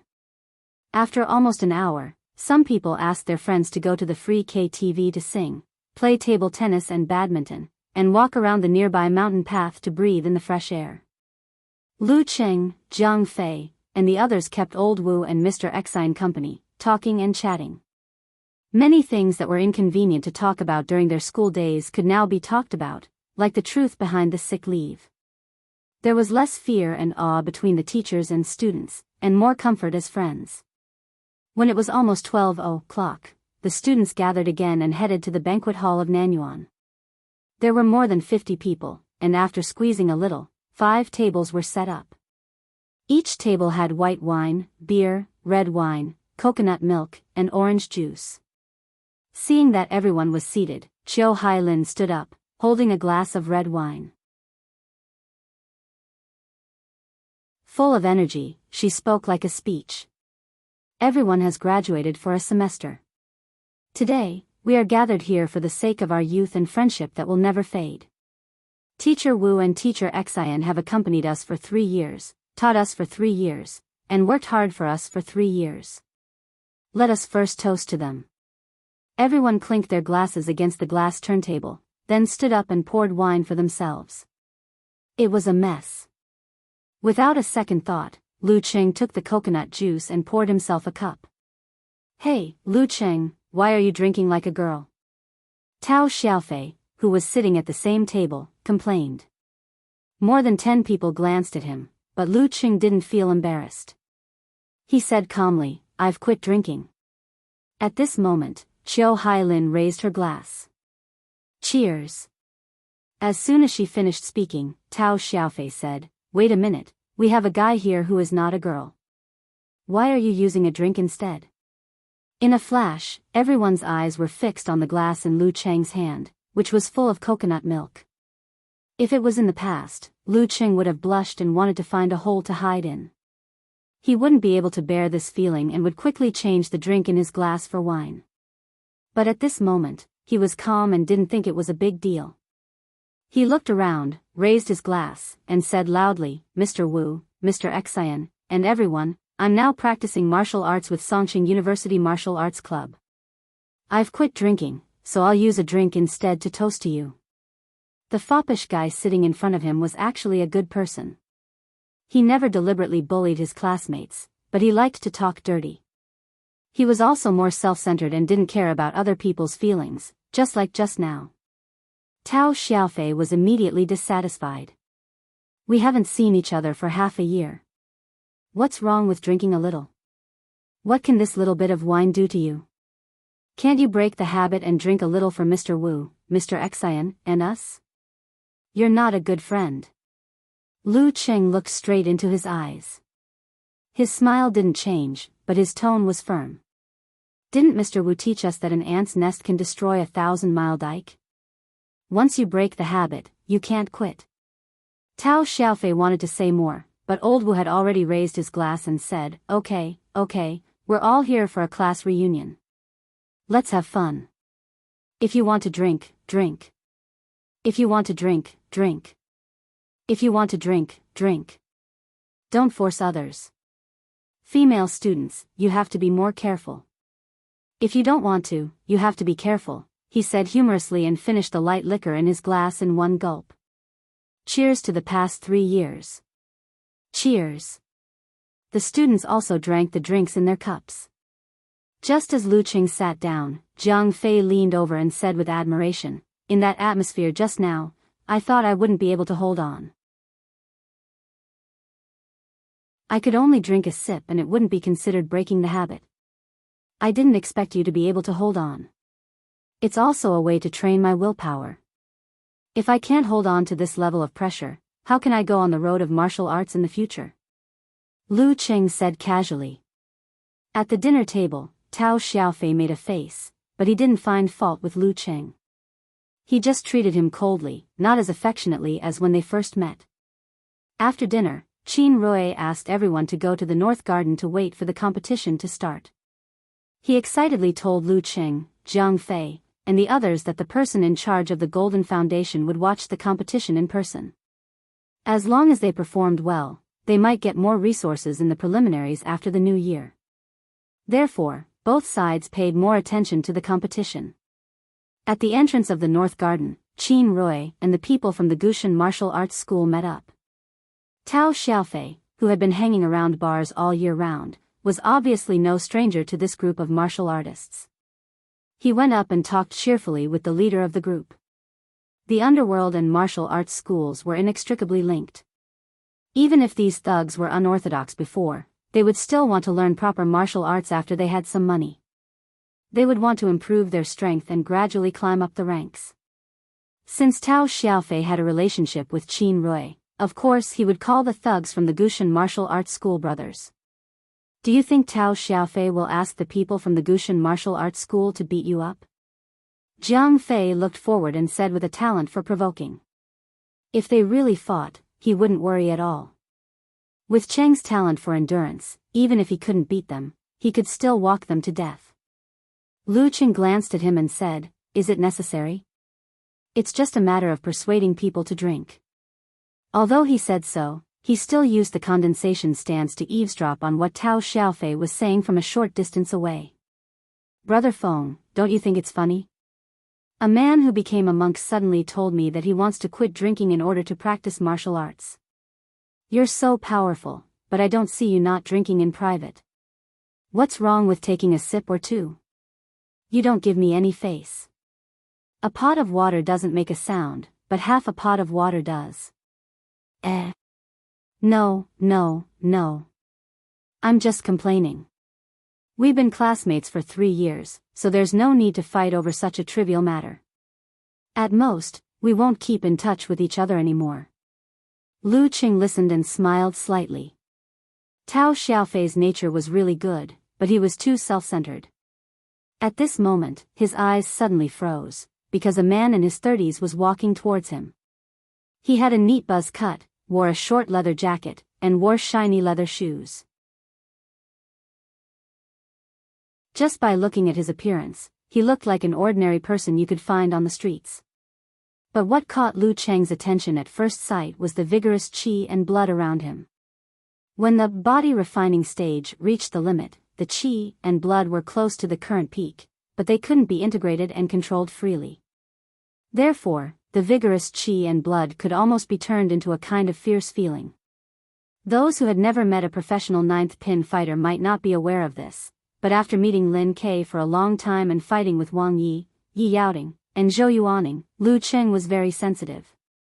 At first sight, he believed that the man was a professional ninth pin fighter. Even if he was not as strong as Lin Ke, Yi Yaoding, and the others, he was not far behind. Moreover, this man's eyes were unusually sharp and indifferent, giving people a sense of danger. If Lin Ke, Yi Yaoding, and the other professional ninth pin fighters were tigers in the zoo, who could hurt people, but always lacked a little wildness, then the man in front of them was a wolf wandering in the wilderness. A professional ninth pin fighter. Is he the chief general invited by the Foundation? But this thing hasn't started yet, right? Lu Cheng was a little confused, seeing that the man was getting closer and closer to his team. When they were about to pass by each other, the man in the short leather jacket suddenly staggered and bumped into the leading young man beside Tao Xiaofei. The leading young man was tall and strong, with thick eyebrows and big eyes. He was very energetic. He frowned and blurted out, "How do you walk?" The man in the short leather jacket stared back at him, "Don't you have eyes?"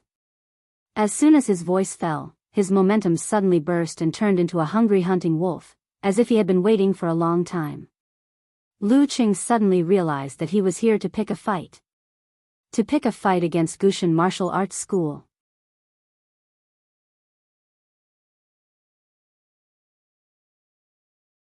Chapter 82. Even though there was a distance between them, Lu Cheng, who was naturally in the condensation stance state, could feel the terrifying aura of the man in the short leather jacket. The surroundings seemed to have become empty all of a sudden. The cold moon hung high in the sky, the cold wind and the bitter rain. A giant wolf with green eyes was howling at the sky, ready to attack, which made people shudder. Lu Cheng was shocked. The aura of the man in the short leather jacket could directly affect his spirit and soul. This was something that Lin Ke, Yi Yaoding, and Wang Yi couldn't do. Bam! As soon as the voice of the man in the short leather jacket fell, he pulled his right arm back like a drawn bow and shot out a punch. The punch was strong and powerful, and the sound of the wind was short. The leading young man didn't expect that he would start the fight without saying anything. He had no time to react, so he could only put his arms forward and put on the most rigid defense posture. With a muffled sound, his body swayed and blocked the blow. The man in the short leather jacket leaped to the side with the help of the rebound force and shouted, "Hey! You have more people, so I won't argue with you." As he spoke, he quickly left. The group of Gushan Martial Arts School disciples were at a loss as they stood rooted to the ground. They had yet to figure out what had happened. It wasn't too rare to have a dispute with someone on the side of the road over a trivial matter. But it was too strange to have such a strong start and weak finish. Wasn't it too strange for it to come to an abrupt end? The man who provoked them just tried and left in a hurry. They didn't understand what he was thinking. If he was afraid of the number of people here, why did he force himself to fight? Was it because he couldn't hit them, so he ran away immediately? Lu Cheng was also confused. Did the provocation against Gushan Martial Arts School just go away like this?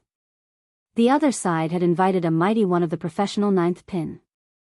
Was it necessary to play house like a child? Senior brother Dai, are you okay? Qin Rui came back to his senses and asked his eighth senior brother, Dai Linfeng. Dai Linfeng was the strongest disciple of his generation in the martial arts club. He was already of amateur first pin at the age of 20. Even among the martial uncles, he was only weaker than his master. Dai Linfeng moved his arms and said with confusion, I'm okay. Maybe it was just a moment of impulse. Let's go in quickly. Don't let our master and chairman Wei wait for too long. The man just now was not weaker than him. Why did they have such an inexplicable conflict? Fortunately, he was fine. If he couldn't figure it out, he wouldn't think about it for the time being. The disciples of Gushan Martial Arts School and Lu Cheng's classmates were even more confused. They turned their heads and put this episode behind them, stepping into the Beiyuan gymnasium. Something strange. Lu Cheng frowned slightly and muttered under his breath. Beside him, Jiang Fei's ears were quite sharp. He heard his words and asked in surprise, what's strange? Wasn't it just a small friction that didn't turn into a big conflict? We do have the advantage in numbers. Lu Cheng looked around and saw that no one was paying attention to his conversation with Jiang Fei. Then he lowered his voice and said, that guy just now was a professional ninth pin. If he really attacked, how could Senior Dai, whose reaction was obviously slower, not get hurt? Professional ninth pin? Jiang Fei almost could not control his voice. Then why did he run away after just one move? That's why I said it's weird. Lu Cheng pursed his lips. Jiang Fei looked at him doubtfully. Are you sure you didn't see wrongly? He only threw out one punch. How could he prove that he was a professional ninth pin? Look at that senior brother Dai, he doesn't even care about it. I'm sure. Lu Cheng answered firmly. The feeling of the vigorous qi and blood and the horrifying momentum couldn't be faked. Forget it. Anyway, nothing serious happened. Jiang Fei was stunned. Since he couldn't find a good explanation, he simply chose to forget it. The martial arts stadium of the conference villa was not big. The ring was of the standard type. The surrounding seats were only 2 or 3 steps away from it. The height was only 5 rows, but it could accommodate hundreds of spectators. But this was a private venue for guests who liked martial arts. There was no need to consider the audience. The dome lights were shining brightly. A group of people were sitting on the left side of the entrance. The leader was a middle-aged man in his 40s. He was wearing a suit and leather shoes. His hair was neatly combed back, reflecting the dim light. He had heavy eye bags and was not in good spirits. But he had a kind of dignity as if he had been in a superior position for a long time. Seeing Dai Linfeng, Lu Cheng and others enter, he was stunned at first. Then he came to greet them. Beside him were 2 old men in their 50s. One had sharp eyes, but his face was full of wrinkles. The other had cloudy eyes, but he took good care of himself. There was no white hair or wrinkles. Both of them still had vigorous qi and blood. At least they could still turn into substantial qi. In other words, they still had some of the physical qualities of professional ninth pin. Chairman, Master. Dai Linfeng and other disciples of Gushan Martial Arts School hurriedly saluted.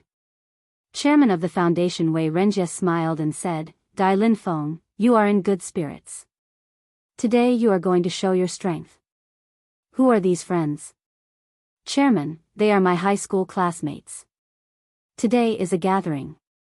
They are here to cheer for me. Qi and Roy had been waiting for this opportunity to get familiar with them. High school? Which high school are you from? Wei Renjie greeted them with an amiable attitude. Qi and Roy quickly explained, we just graduated half a year ago. We are from number 1 high school. These two are our head teachers, Teacher Wu and Teacher Xian. Oh, Teacher Wu. I have heard of him. He is a special class teacher in number 1 high school. Wei Renjie walked up to old Wu and held his hand. I also graduated from number 1 middle school, so I'm your senior. You are the morning sun, the pillars of Shushan in the future. When you graduate from university, don't forget your hometown. He spoke in a bureaucratic tone, but his expression showed that he was very happy. When he saw his classmates, he was reminded of his most youthful and spirited years. As a special class teacher, old Wu had seen many leaders, especially those whose children were still in school. They were very enthusiastic about him. Therefore, he was not afraid and said with a smile, I am no stranger to chairman. You were the pride of number 1 high school.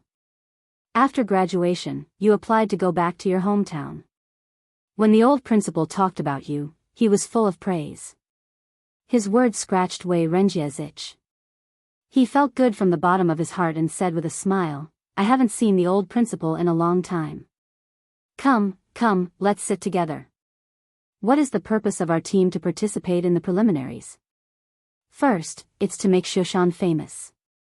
Second, it's to get the country's resources to favor it.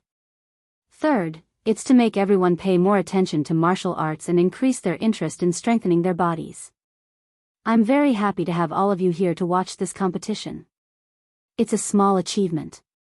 Everyone, you can't neglect martial arts and strengthening your body while studying. Otherwise, you'll be like me, old and sick. Wei Renjie was very excited and introduced 2 old men to Lu Cheng and the rest. These 2 seniors are the mainstays of Shushan's martial arts circle. This is Mr. Chu Weikai, the head of Gushan Martial Arts School. This is Mr. Ning Xuanli, the head of Mingwei Martial Arts School. Chu Weikai was the one with heavy wrinkles and sharp eyes. Ning Xuanli was the one with good maintenance and cloudy eyes. After a few words of courtesy, they led their disciples to sit on 2 sides and waited for the competition to start. Wei Renjie stopped talking and walked to the arena. Since there was an audience, he naturally had to give a speech out of habit. After a long speech, he got to the point. This time, we have invited Mr. Zhu Zhushou from Liuhe Martial Arts School of the provincial capital to be the referee. We have a real combat practice for the preliminaries after the new year. There will be a total of 3 matches. The first match, Dai Linfeng from Gushan Martial Arts School versus Zhou Jingyao from Mingwei Martial Arts School. Both of them are strong fighters of amateur first pin and are the hope of Shushan's martial arts circle. When he got off the arena, Dai Linfeng and Zhou Jingyao came to the arena from both sides and stood respectively on the left and right sides of the referee. The former was wearing a blue martial arts suit with white edges and the latter was wearing red with black. He also had a square face with thick eyebrows and big eyes. If he was in a TV series, he would definitely play the role of a decent character. However, there was a strong sense of hostility between his eyebrows. Cheng, who do you think will win? Jiang Fei asked with interest. Lu Cheng rolled his eyes at him. How can I tell when the fight hasn't started? Don't experts have some kind of momentum and temperament? Jiang Fei asked curiously. Lu Cheng said grumpily, there are indeed experts, but you can't judge the winner by that. Moreover, they can't be called real experts. They are not even professional level. His voice gradually lowered because he sensed that both sides were looking at him. The relatives and friends of both sides were here. Oh. Jiang Fei understood and focused on the match. After 3 minutes of conversation, the referee announced the start of the match. Both sides were in a mess. The sound of punches and kicks could be heard clearly. It was very lively. Cheng, I think it's interesting, but I can't see the knack for it. Can you tell me more about it? Jiang Fei turned his head and said. Cheng Qili, Chiu Hailin, Chao Lele, Du Liu, Xiong Tao, and the others also looked over. Lu Qing didn't hide anything.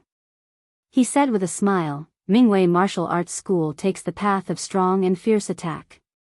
Besides, they are good at using their elbows, knees, shoulders, back, and head. Wasn't the head but just now quite unexpected? Their fighting style is relatively extreme. They rarely parry and attack with attack. Gushan Martial Arts School is close to Xingyi School. Didn't senior brother Dai use the downward chop with Tiger Hug? Listening to his clear explanation, Chiu Hailin and the other students around him pricked up their ears. They listened and watched at the same time. Suddenly they understood a lot. They were no longer just watching and cheering. While talking, Lu Qing frowned. There is something wrong with senior brother Dai from Gushan Martial Arts School. He is so timid, as if he has never fought before. Is this possible? Is it because he is not focused enough and his mind is not on the arena? There are so many people watching. His words weren't loud, but many disciples of Gushan Martial Arts School could be considered to have trained their ears and eyes. They faintly heard him and looked over indignantly. However, schoolmaster Chu Weikai was startled and then frowned. Suddenly, Lu Cheng's mind flashed and remembered the momentum of the professional ninth pin just now. Even though he was a distance away, he felt as if he was facing a vicious wolf in the wilderness. How would senior martial brother Dai, who was charging straight ahead, feel? Could it be that the person who provoked him just now affected his mind and left him with fear, so he couldn't concentrate for a while? Lu Qing said to himself. To be able to directly exert this kind of influence on the mind, it was no longer the martial arts of the body refining level, but supernatural ability.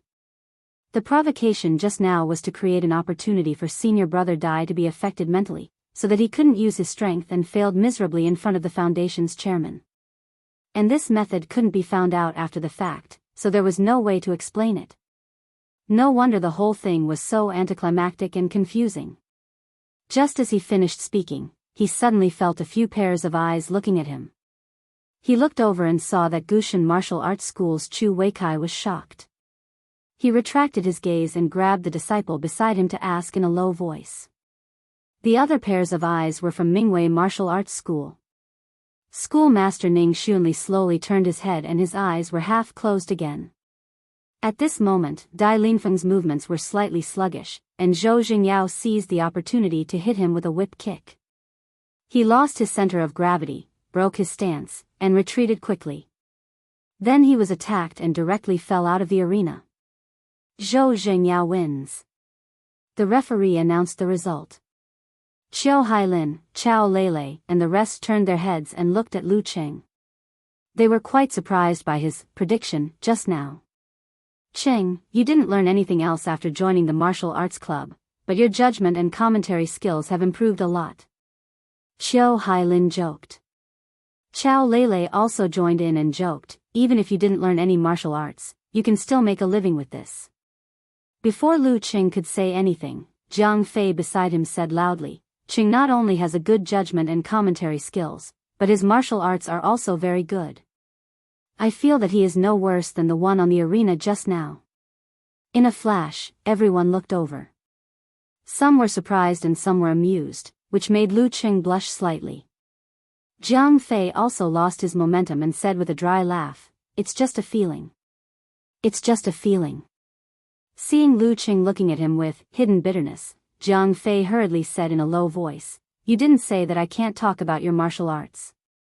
I know that I can't brag about this kind of thing. It's embarrassing, so I'll leave it to you. You're welcome.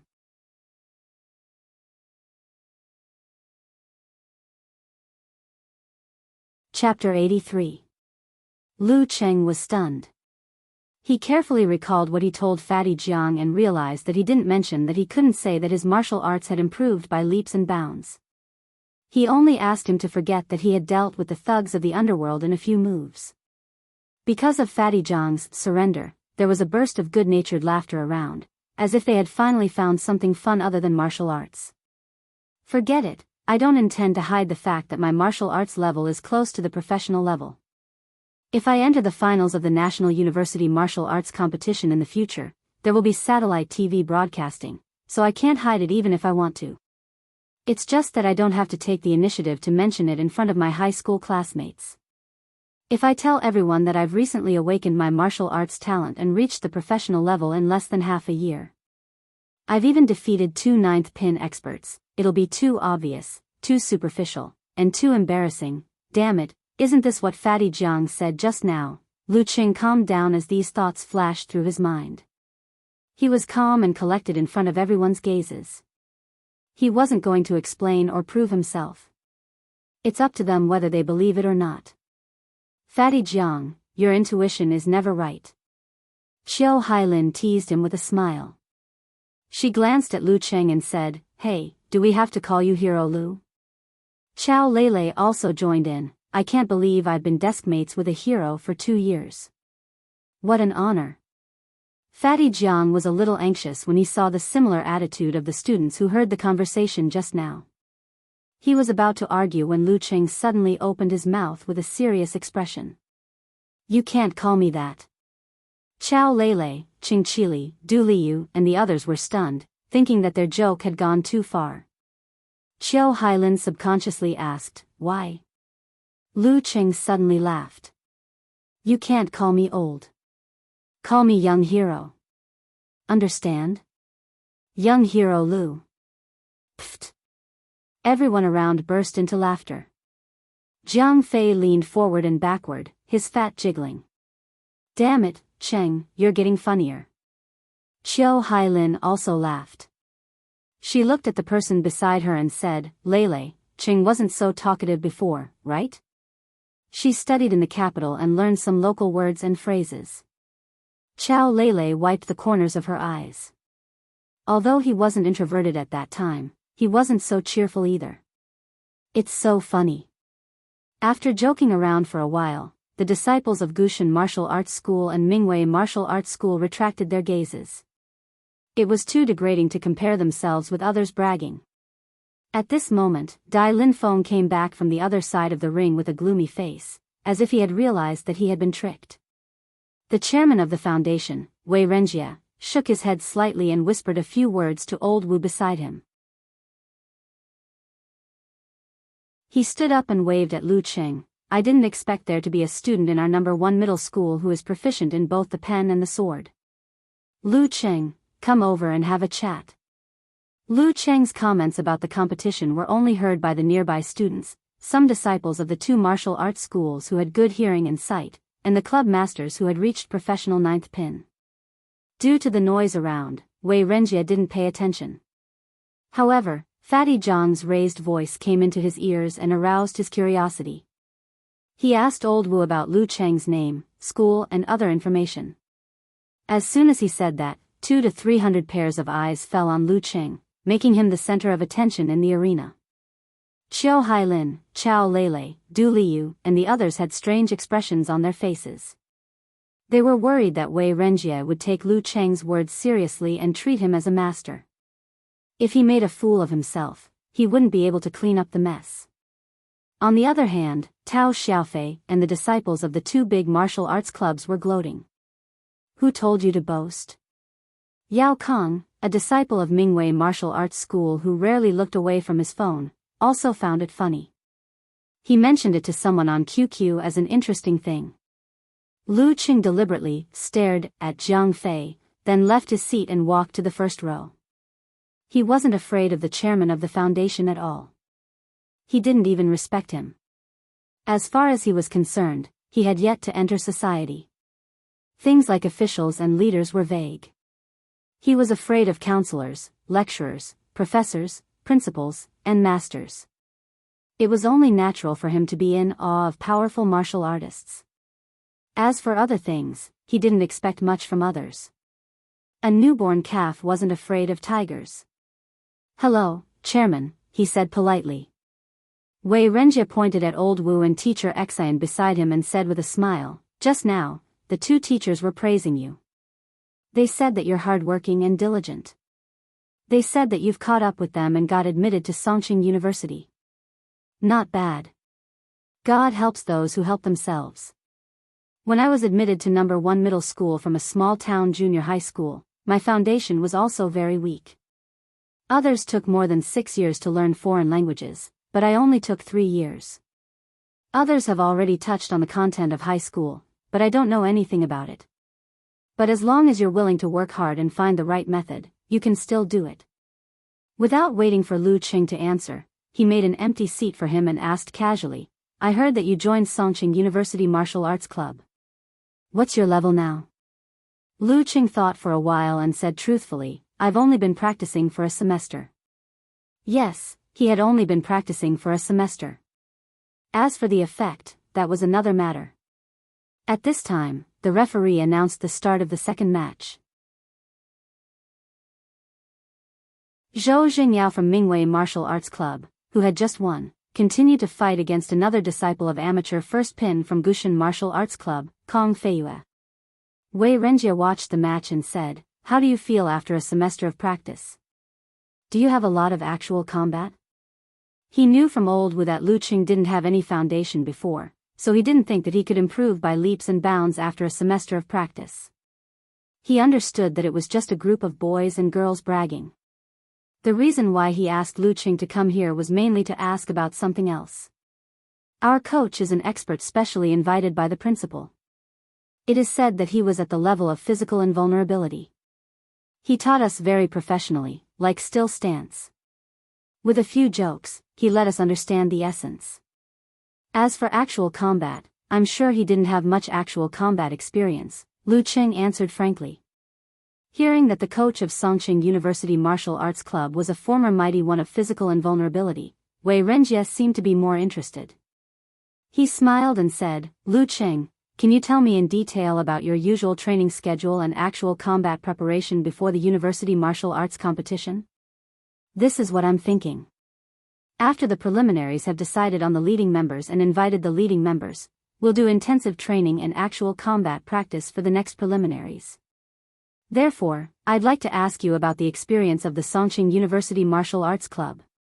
Let's communicate more.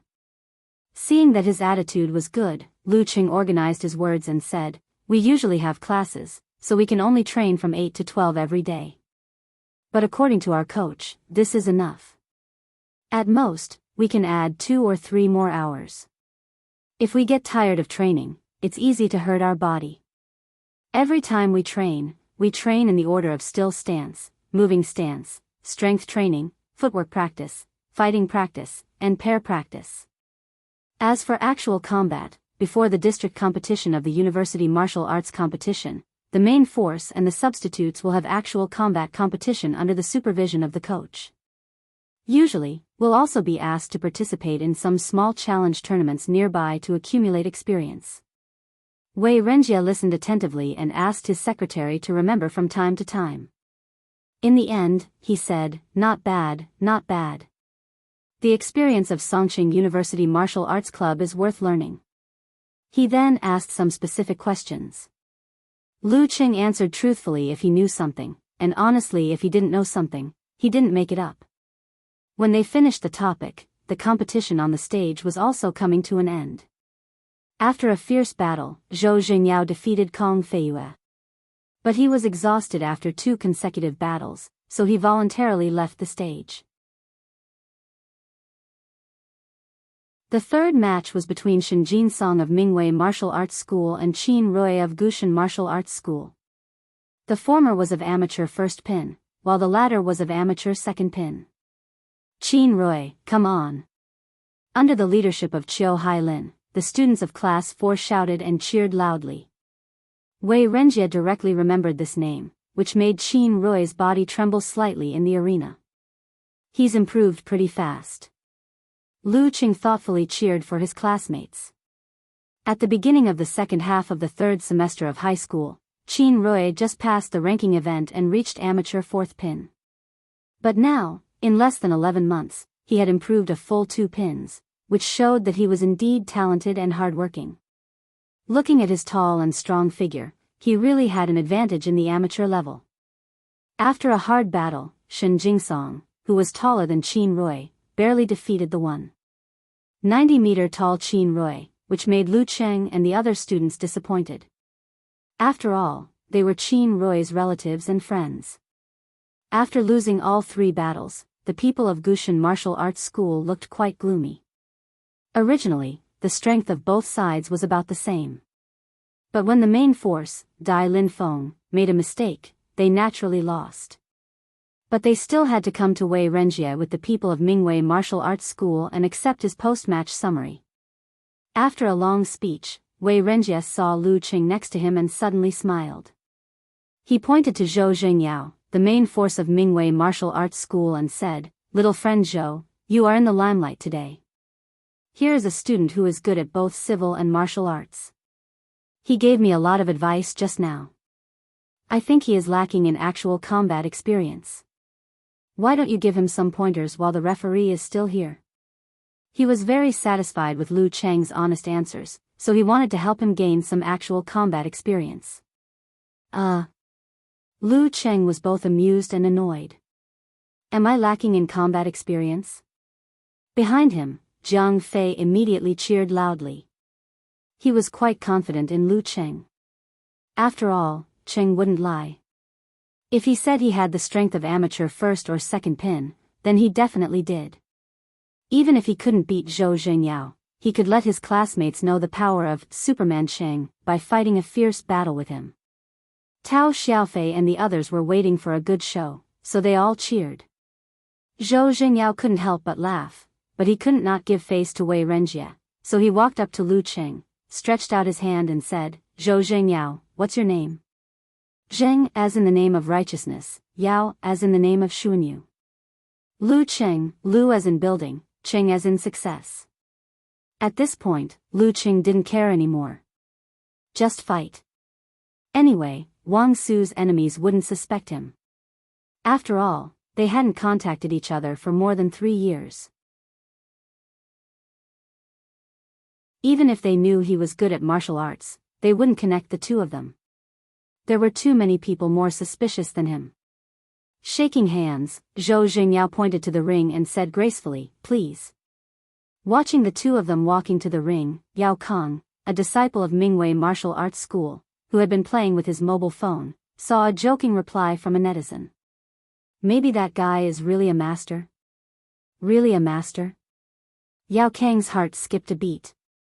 He opened the browser, selected the search page and typed in Lu Cheng's name. After a click, the search result refreshed. He suddenly exclaimed because there was a private forum of Lu Cheng. Could it be him? Yao Kong clicked in and saw the 2 IDs, Eternal Nightfall and Brahman, all over the forum. And there was a conspicuous photo in the forum name. It was the guy just now. With a slight change of expression, he found a video forum. He hurriedly entered and chose to watch. Lu Cheng vs. Yi Yaoting. While watching, Yao Kang's face was drained of blood. White sweat broke out all over his body in the winter. He blurted out, "Senior brother Zhou, don't fight." The surroundings suddenly quieted down.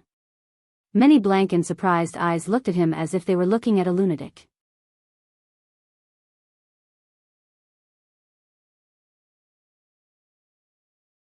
Chapter 84. Senior brother Zhou, don't compete.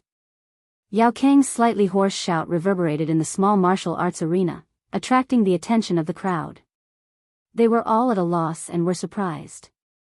They didn't understand why this inner disciple of Mingwei Martial Arts School would become so agitated. There was even panic and fear in his voice. They also didn't understand why he wanted to stop a teaching competition that had no conflict of interest. Zhou Zhengyao had been standing on the arena for a long time. He and Lu Cheng stood on the referee's left and right. The conversation was coming to an end, but he did not say anything. He wanted to let the newcomer adjust his state of mind and find the right state of mind. At this moment, he heard the shout and looked towards the seats. He frowned slightly, revealing his confusion and fear. Did something happen? Seeing that the chairman of the foundation, Wei Renjie, had also noticed them, the owner of Mingwei Martial Arts School, Ning Xuanli, suppressed his emotions and asked solemnly, "Yao Kong, why are you shouting? What's the matter?" Can't compete in this competition." That smiling guy opposite me is not a kitten, but a tiger. He is not an inexperienced teenager, but a mighty fighter of professional ninth pin who defeated him with terrifying attacks. This is a trap. A trap for the martial arts school to embarrass senior brother Zhou in front of the chairman. Yao Kang's thoughts flashed. He subconsciously felt that this kind of thing should not be said in public. For example, if the chairman was really interested in Lu Cheng's martial arts level, he would still promote the competition, but the roles of both sides would be reversed. What should I do? What should I do? Under everyone's gaze, he was anxious and irritated. Sweat poured out crazily and drenched his vest. He looked at Lu Cheng as if he was looking at a demon king. He mumbled incoherently and looked like he was about to be scolded. Suddenly, he had a flash of inspiration and an idea came to him. He said in a frightened tone, "Master, senior brother Zhou, something happened in the martial arts school. I couldn't reach them on their phones, so they sent me a message on QQ. Let's go back quickly and talk while we go." Ning Xuanli, Zhou Zhengyao and the rest gasped. All kinds of guesses came one after another. Yao Kang's expression did not seem to be fake. "Chairman, something urgent happened at home. Can we spar with Lu Cheng next time?" Ning Xuanli dared not delay and did not have time to think about the details, so he looked at Wei Renjie. Wei Renjie frowned slightly and immediately relaxed. He nodded and said, "Since it's urgent, you should go back quickly. If you need help, just call Huang." Goldie was his secretary. Zhou Zhengyao glanced at Lu Cheng helplessly. He had wanted to use this opportunity to please the chairman, but now he could only smile bitterly and say, "Lu Cheng, let's find another chance in the future." Lu Cheng didn't know what had happened, so he politely replied, "Nothing." The Mingwei Martial Arts School was a time-honored shop for many years. What major changes could there be? In just 1 minute, under the lead of the panicked Yao Kang, a group of people from Mingwei Martial Arts School hurriedly left the Beiyuan Martial Arts Stadium, leaving Lu Cheng and the referee standing in the arena in a daze. Seeing his classmates looking back at him, Lu Cheng spread out his hands and said with a self-mocking and helpless smile, "It's a pity that I won't be able to show everyone my young hero Lu's elegance today." Puff! Some of the students who had overheard the previous conversation burst into laughter. Others also felt that Lu Cheng's response was appropriate and humorous. He easily resolved the awkwardness and unconsciously revealed a smile. "Cheng, I think you have a talent for crosstalk." Du Liu teased Lu Cheng as he walked off the stage. "Yeah, you're so funny," Chao Lele added. Lu Cheng shook his head and said seriously, No, you're wrong. If it's crosstalk, I'm at most a supporting actor. There's someone else who's the funny one. I can't catch up with him." "You really think so?" Chao Lele and the other students burst into laughter again. The atmosphere became unusually relaxed. Xiao Hailin laughed for a while and pretended to be regretful. "It's a pity that we didn't get to see young hero Lu's powerful martial arts today.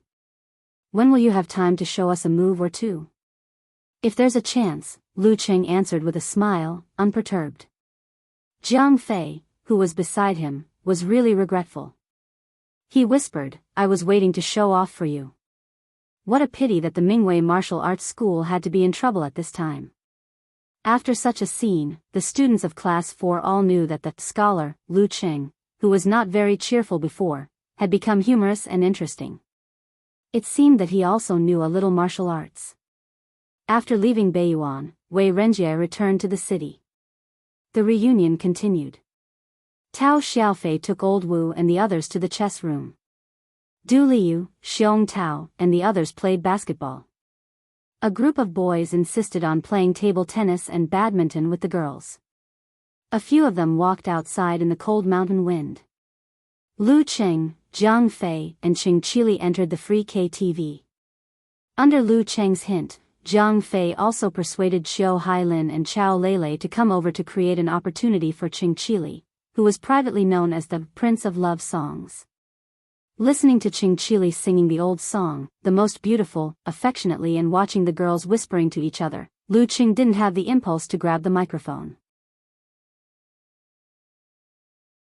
Sitting in the corner of the sofa, he took out his mobile phone and sent a message to Yenjika with a snickering emoji. I almost got the limelight today. After a while, Yenjika sent a blank emoji. Did some hooligans chase after the girls in your class and keep harassing them? Did you teach them a lesson? Or did someone confess to the girl you secretly like and you also stood out on impulse?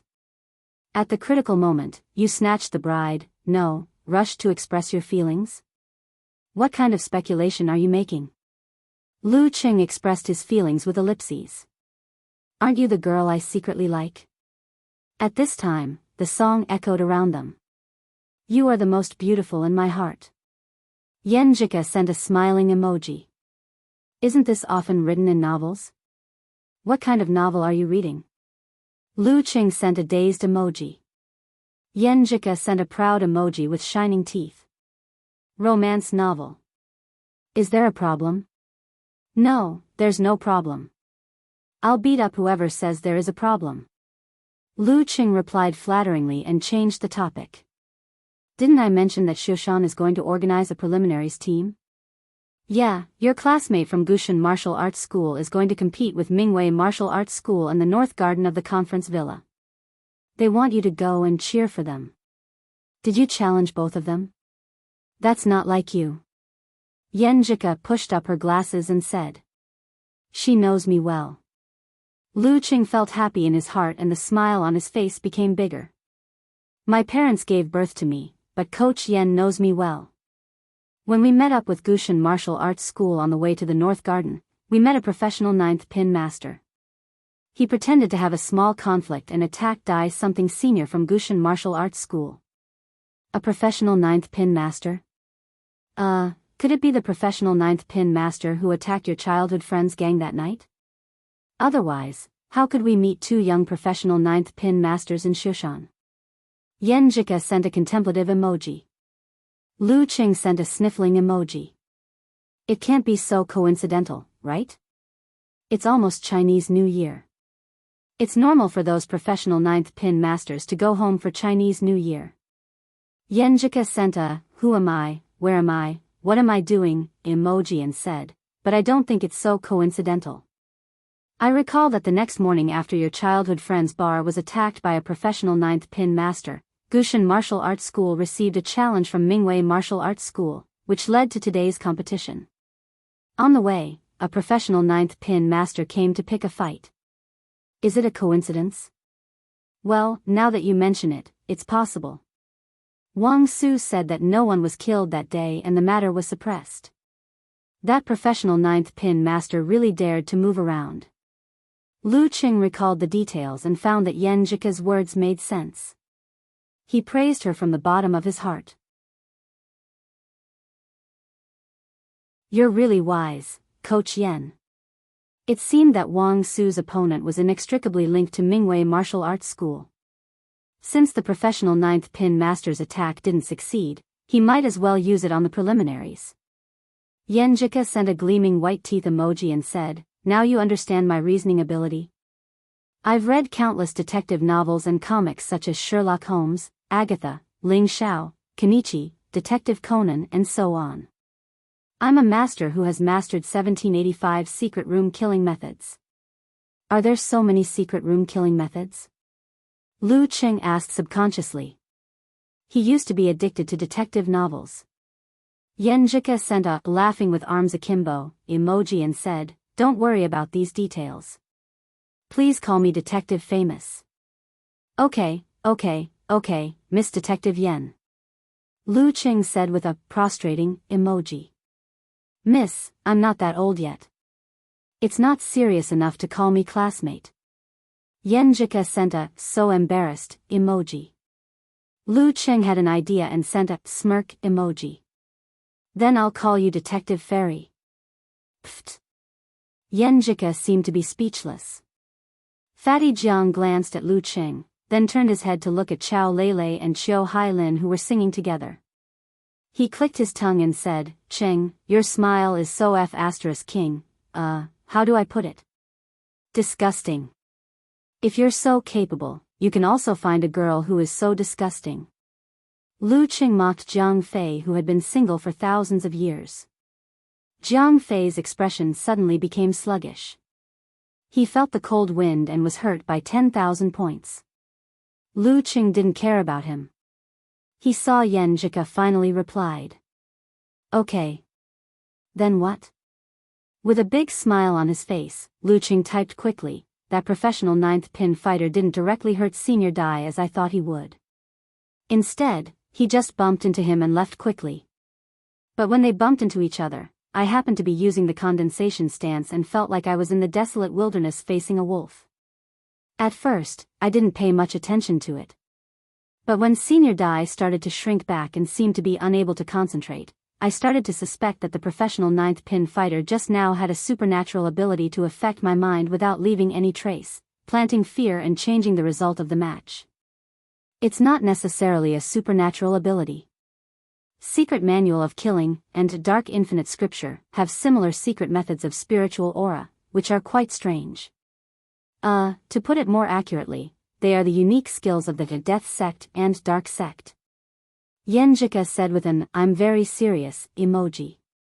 It was the first time Lu Qing heard about this. He was surprised and impressed. Coach Yen, you know so much. Yenjika said with a snickering emoji. I used to be in poor health and had no hope in martial arts, so I was quite passive in this aspect. Hobbies are just hobbies. I wouldn't purposely look through Grandpa's bookcase. But now I've thought it through. Even if I can't enter the Dan stage, it's still a wonderful thing to be a professional 9th pin fighter. So I'm very interested in Grandpa's bookcase and look for a few books to read from time to time.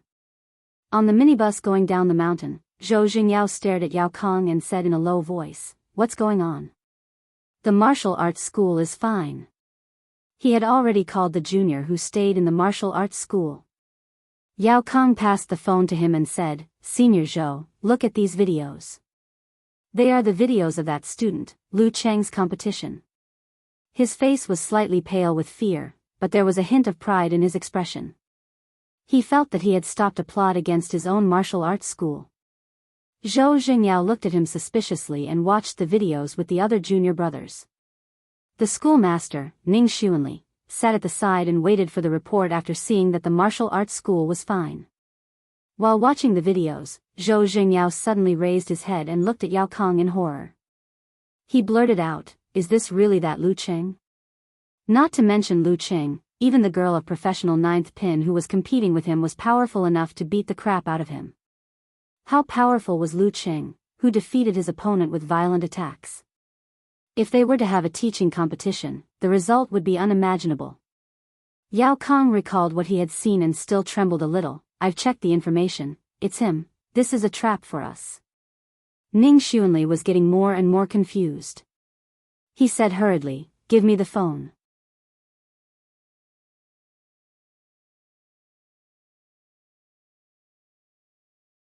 Chapter 85. It was the first time that Zhou Jingyao, Yao Kong, and the rest of the disciples were trembling in fear. They were no longer as arrogant as they were before, and the hostility between their eyebrows had faded away. They looked at their master, Ning Xuanli, and waited for him to make a decision. Ning Xuanli first watched the video of Lu Cheng's fight with Yi Yaoting. At the beginning, he was not surprised at all. But when Lu Qing suddenly went berserk, like the collapse of thousands of years of snow, and the power of his attacks made people's scalp numb. Only then did Ning Xuanli's eyes suddenly sharpen and unconsciously let out a sound of "eh." This kind of outburst. Did he use a unique skill that overdrew his potential, or did he awaken something? He muttered to himself. Without saying more, he quickly exited the video and watched the highlights of Lu Cheng's fights with Zhou Yuaning, Wang Yi, Wu Shitong, and Jin Tao. As he read on, Ning Xuanli gasped in astonishment. Mercurial balance, he actually mastered mercurial balance. Has he achieved great success in meditation? Listening skill. This kind of listening skill is also not to be underestimated. To be able to fight so many 24 snow strikes consecutively, his physical strength is simply a monster. Every word he said was like a drum that heavily hammered on the hearts of Zhou Zhengyao and the other disciples, making their faces paler and more dignified. The screen of the phone dimmed and naturally locked. Ning Xuanli did not say anything for a long time. When the bus was about to enter the SC area, he looked at Yao Kong and passed the phone to him. "Not bad, you did well this time, your reaction was quite fast." After praising Yao Kong, he sighed with emotion to all the disciples. "I didn't expect Gushan Martial Arts School to be so cunning. Fortunately, little Yao is smart and found out in advance, or else all our previous efforts would have been in vain." What was the purpose of letting a professional ninth pin with a special unique skill interfere with the opponent's leader? Wasn't it to suppress Gushan Martial Arts School in front of Chairman Wei Renjie and leave a deep impression on him so that they could get more resources for the preliminaries after the new year? This was not only reflected in the money, but also in the status of Shushan Martial Arts Circle. The benefits were not small. And with this condition, there was a high chance for Gushan Martial Arts School to go further than other martial arts schools in the preliminaries. That was to get the right to lead the next preliminaries, rely on the government to seize resources and become the uncrowned Wulin League leader of Shushan. If Zhou Zhengyao was defeated by Lu Qing in the blink of an eye, what would the chairman, Wei Renjie, think? Zhou Zhengyao had a shocked expression on his face. He patted Yao Kang's shoulder and said, "Normally, I thought that it was not good for Yao Kang to be so addicted to the internet, but now, I realize that there is a good side to everything." Yao Kang was praised by his master and his strongest senior brother again and again. He felt like he was floating in the air. He blurted out without thinking, "Fortunately, we also made arrangements in advance and completely defeated Gushan Martial Arts School. Otherwise, I really don't know what kind of trouble they would have caused." They could only hope that both sides would suffer. Compared to that person? After rejoicing, Zhou Zhengyao couldn't help but ask curiously. How is that possible? Then how could he defeat a fighter of professional ninth pin? A group of disciples blurted out in disbelief. Ning Xuanli's eyes turned cloudy, he sighed. This is an intuitive feeling brought by vigorous qi and blood. If you can get in touch with more young professional ninth pin fighters instead of old guys like me whose body is deteriorating, you will be able to confirm Lu Cheng's condition. Since he has not shown the strength of Danqi state, it is easy to come to a conclusion. Sai, it seems that you have to participate in the preliminaries. Even if you don't have the golden foundation, you still have to participate. Otherwise, if you always stay in a small place like Shushan and don't get in touch with the masters outside, you will only become more short-sighted. Seeing that his master was so confident, Zhou Zhengyao chose to believe him. He said thoughtfully, "Then how did he defeat a professional ninth pin fighter? Do I have a chance to defeat him?" He should have two talents, meditation and physical strength. The former allowed him to master a good listening skill and the basic ability of Danqi state, mercurial balance. The latter allowed him to not worry about not having enough physical strength to support his strength. When he fully utilized his strength and restrained his opponent, it would not be strange for him to win. Ning Xuanli sighed and said, "Zhengyao, don't be fooled by his lack of professional ninth pin physical fitness. If you really fought with him, there would only be one result, and that would be a crushing defeat. As for how crushing it would depend on your performance." Zhou Zhengyao felt lucky again. Luckily I didn't fight with him, or else the consequences would be unimaginable. That would be a huge loss of face. Looking at the curious and frightened eyes of Yao Kang and the other disciples, Ning Xuanli continued, "Compared to that guy, I'm not sure where his last burst of strength came from, so it's hard to judge. I can only say that his conventional strength is definitely weaker." The disciples nodded slightly and each had their own thoughts. Suddenly, Zhou Zhengyao's expression changed.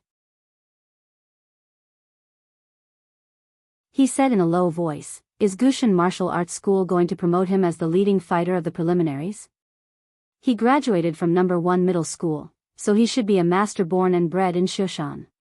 If that was the case, the advantage that master and the rest of them had painstakingly planned for would be gone.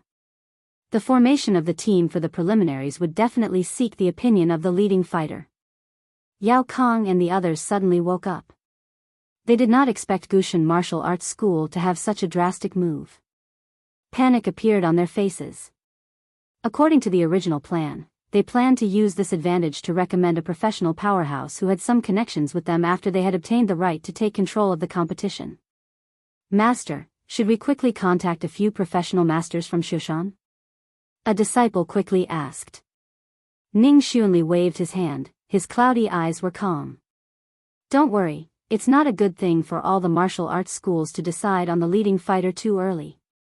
You guys can see for yourselves, and Lu Cheng will not be the leading fighter. Why? Master, why are you so sure? You don't even know him? Yao Kong asked blankly. Ning Xuanli chuckled.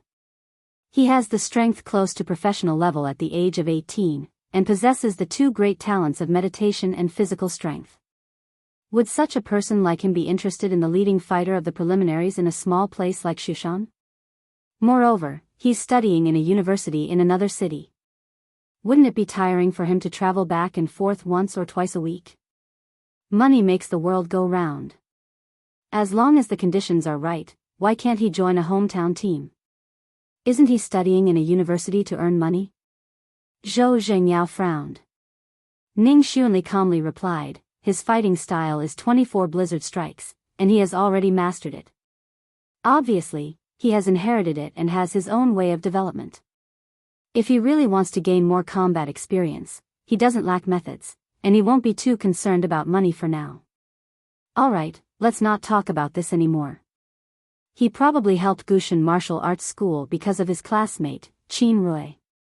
This kind of person with potential and inheritance may have the potential to become a high-ranked Dan stage fighter in the future.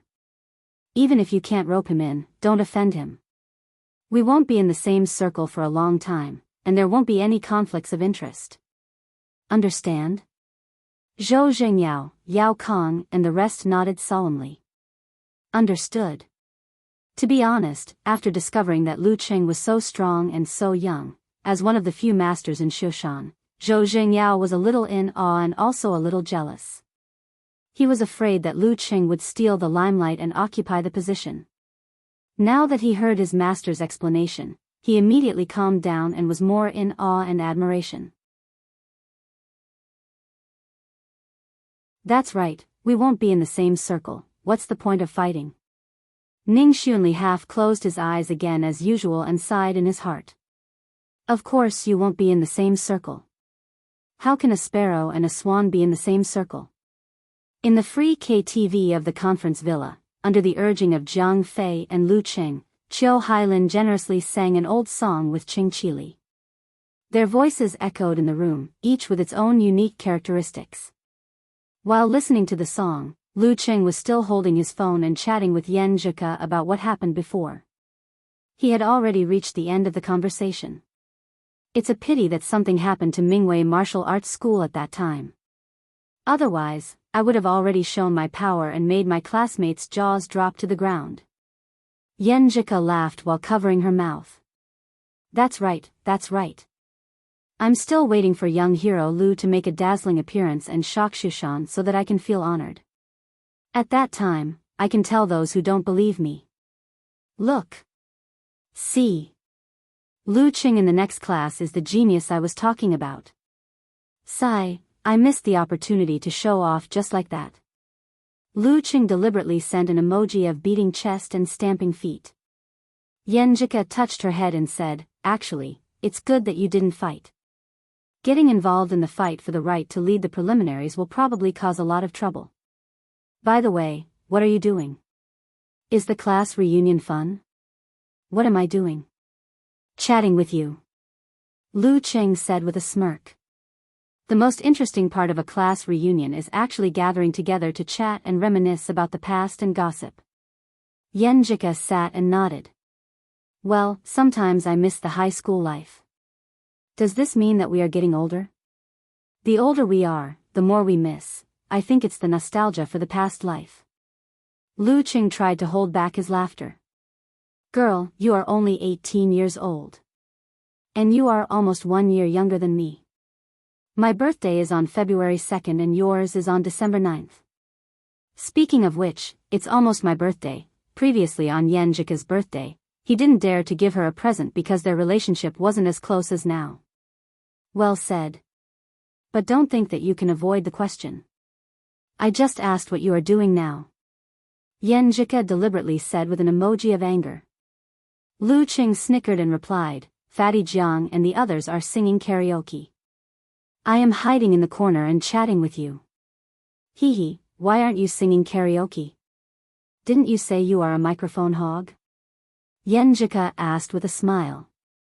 Lu Qing thought for a while and carefully said, you have to prioritize things.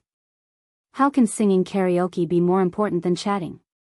Yenjika replied with a smirk and didn't say much.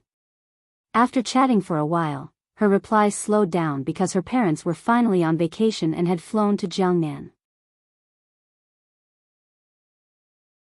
She missed her parents so much that she had to follow them to pick them up. Lu Qing had nothing to do. At this time, two figures appeared in front of him. Qiu Hailin and Chao Lele saw that he finally put down his phone and came over to tease him. Qing, are you chatting with your girlfriend? Why don't you sing with us? Their voices echoed and they had to come closer to talk. I am still a little bit away from being a girlfriend. Lu Qing said frankly. Although he didn't say it was Yenjika to avoid embarrassment, there was no need to hide the fact that he had a sweetheart. Qiu Hailin said, oh, then you have to work hard. Du Liu is no longer single. Go and choose a song. Don't just listen to us sing. That's right. Qing, come on, let's sing Little Apple. Jiang Fei cheered during the break. Lu Qing smiled and didn't refuse. He stood up and took over the microphone. After singing a few songs, he felt a little stuffy in the room, so he walked out of the room to get some fresh air. Looking at his back, Qiu Hailin whispered into Chao Lele's ear, Qing has changed so much. Pfft, not as much as you, monitor.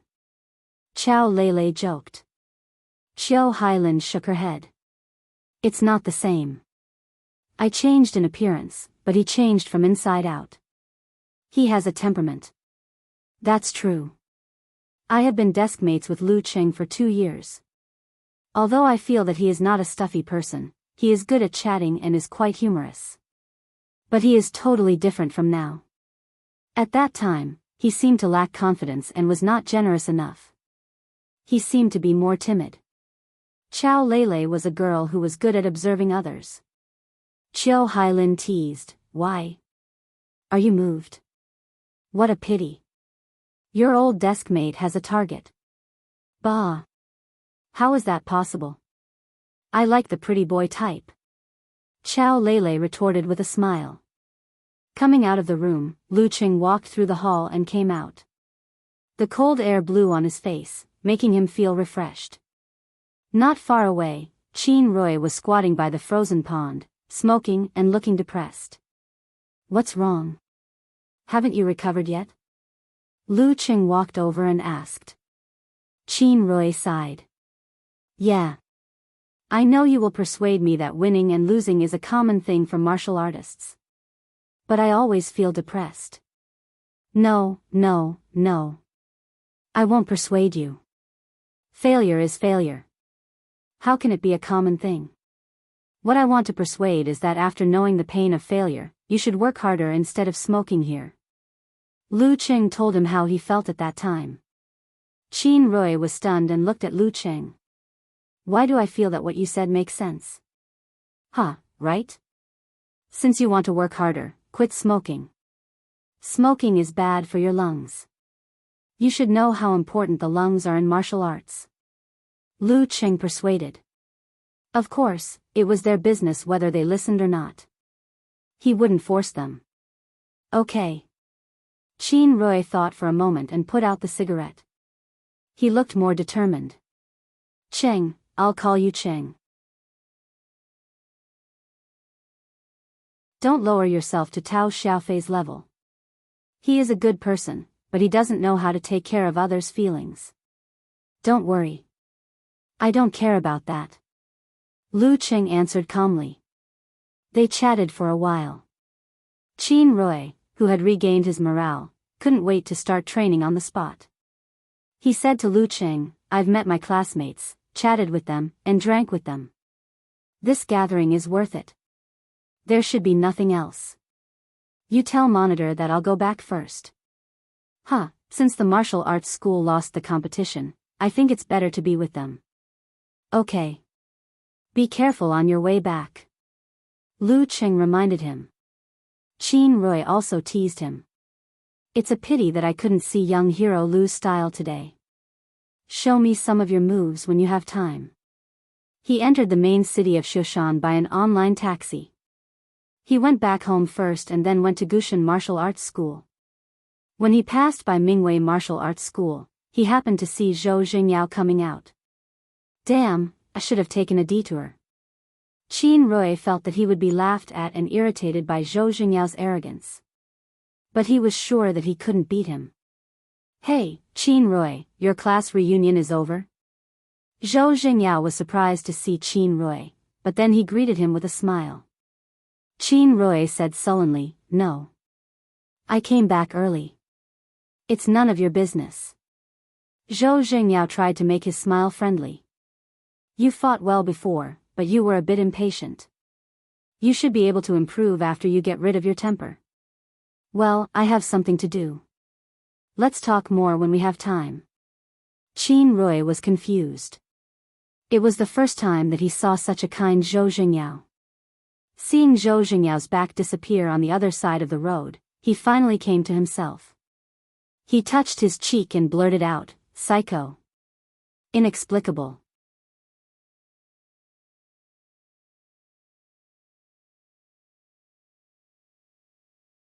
Chapter 86. Watching Qin Rui leave, Lu Cheng retracted his gaze and looked at the frozen pond in front of him. Faint sounds of mahjong tiles colliding, indistinct singing, the sound of a basketball hitting the ground, and the cheerful laughter of his classmates could be heard. In front of him was his reflection on the ice, as if he had traveled back in time from high school. At that time, his face was not well defined enough. At that time, his body was thin and he often felt tired. At that time, he was not generous enough and was timid in his words and actions. It was not because he was introverted and did not like to deal with unfamiliar people, but because when facing others, unless he had a very good relationship with them, he would always think too much. He would worry about whether his words would be ambiguous, whether it would be inappropriate, or whether his words would leave a bad impression on others. He had too many scruples and thought too much, so he became more and more anxious, and the more anxious he was, the worse his performance was. But now, through the example of little Ming, the high spirit brought by the training of martial arts, and the confidence accumulated by the victories in the challenge tournament, he finally understood that many times, there was no need to think too much or care too much about other people's opinions. Just like in a martial arts competition, being overcautious and hesitant would only lead to failure. Similarly, many times, what one said was secondary. As long as the words conveyed the idea, it was enough. The most important thing was to use this to show confidence and sincerity. Of course, it was not wrong to be a little humorous. Thoughts fluctuated and Lu Cheng's mind gradually settled down. His classmates were still singing, playing basketball, playing chess, and climbing. It seemed that he was the only one, looking for peace in the bustle and reminiscing about the past in the cold wind. Familiar voices came into his ears one by one. In a trance, he seemed to be back in high school. It was hard and depressing, but at that time, it was really hard and depressing. When the sun had just risen, he had already sat in the classroom and started the morning self-study. It was already late at night, and he hadn't returned home yet. Taking advantage of the time when the evening class was over, he hurried to do his homework and discuss with the students who lived on campus. His time was occupied by one class after another, and one exam after another, and his youth seemed to have become pale because of it. However, now that he thought about it, there were also some happy bits and pieces in the midst of all this hardship and depression. It was the joy of finally getting a satisfactory score and a satisfactory ranking in the exam. It was the joy of finally finishing homework ahead of time and being able to go home and relax. It was the beauty of taking a break from the busy class and telling all sorts of interesting stories to his desk mate, the one in front of him, and the one behind him. It was the wanton display of playing and chatting during the break, the satisfaction of secretly watching Yenjika during the radio exercises, and the different jokes and care brought by different teachers. It was when Jiang Fei, Qingqili, and Jiang Fei would occasionally go out of school to play games and surf the net to vent their feelings. It was when they fervently chased after martial arts masters and collected their posters. It was when they crazily slept until noon on holidays. It was when they read novels intermittently in their free time. Bit by bit, yesterday repeated itself. This was his flowering season and rainy season. This was his high school life. This was his youth that he could never go back to. The cold wind blew in his face. Lu Qing suddenly laughed because he thought of a saying, "Man is a vulgar animal." In the present, which is full of variables and unknowns, he is like a hungry beast. He will only wolf down his food and taste it. When everything is over and he recalls the past, the little bit of beauty will ferment and be able to taste it. However, it can no longer be reproduced. No wonder there was such a thing as the rebirth novel.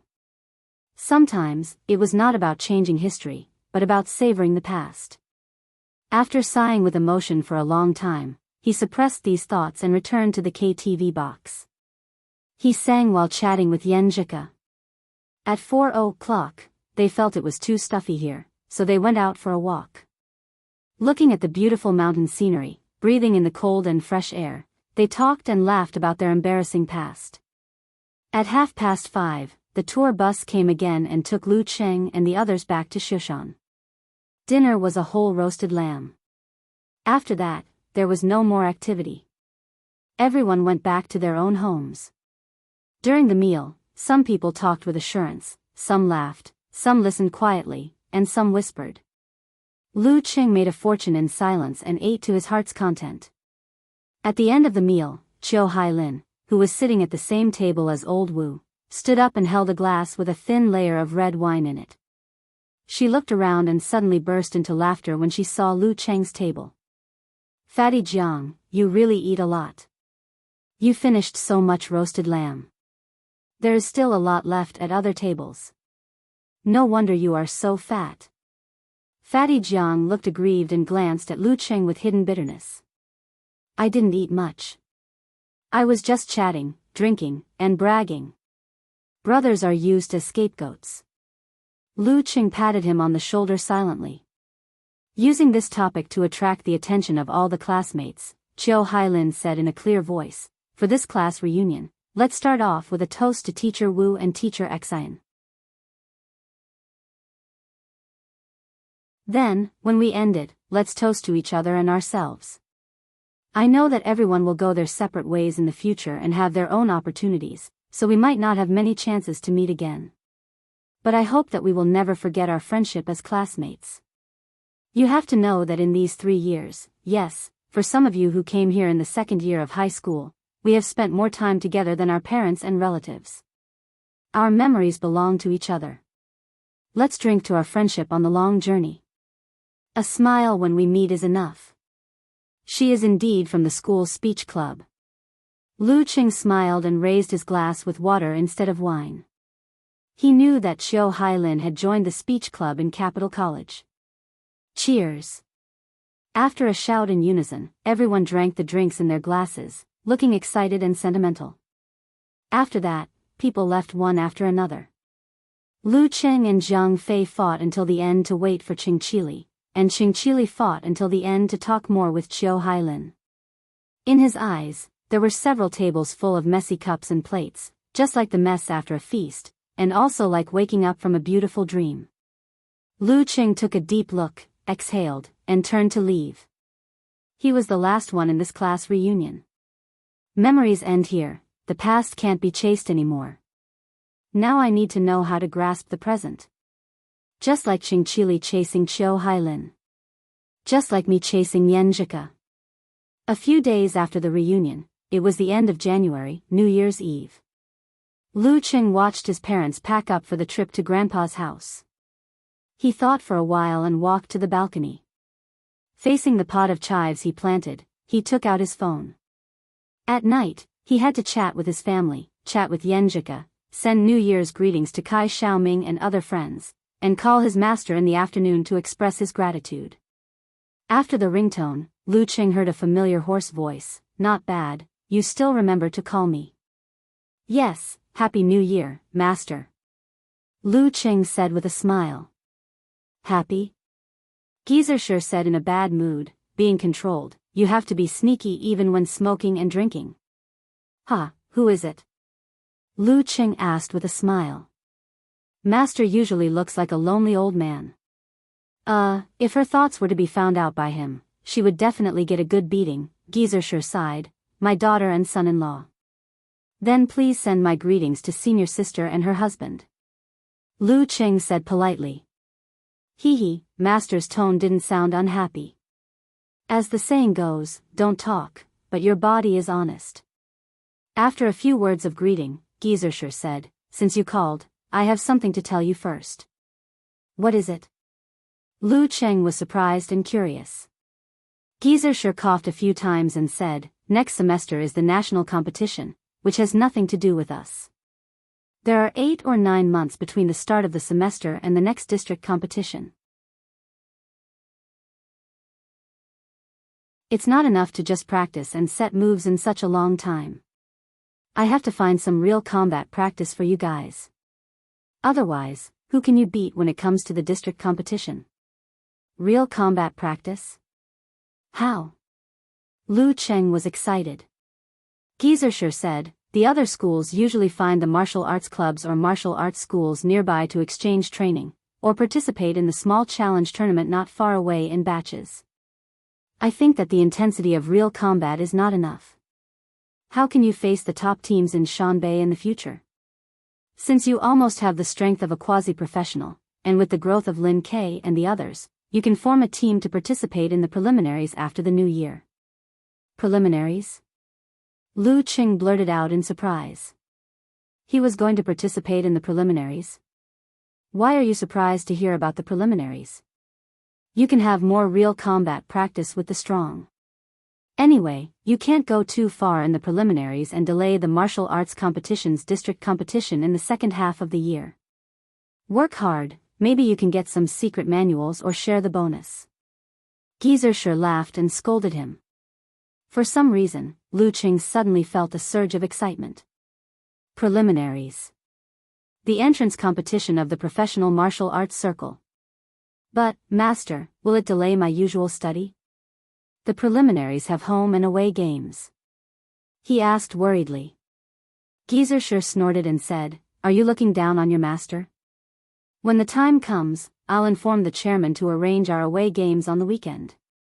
Anyway, it's a division, so it's not too far away. Then he added, you have to practice hard and seize this opportunity to improve.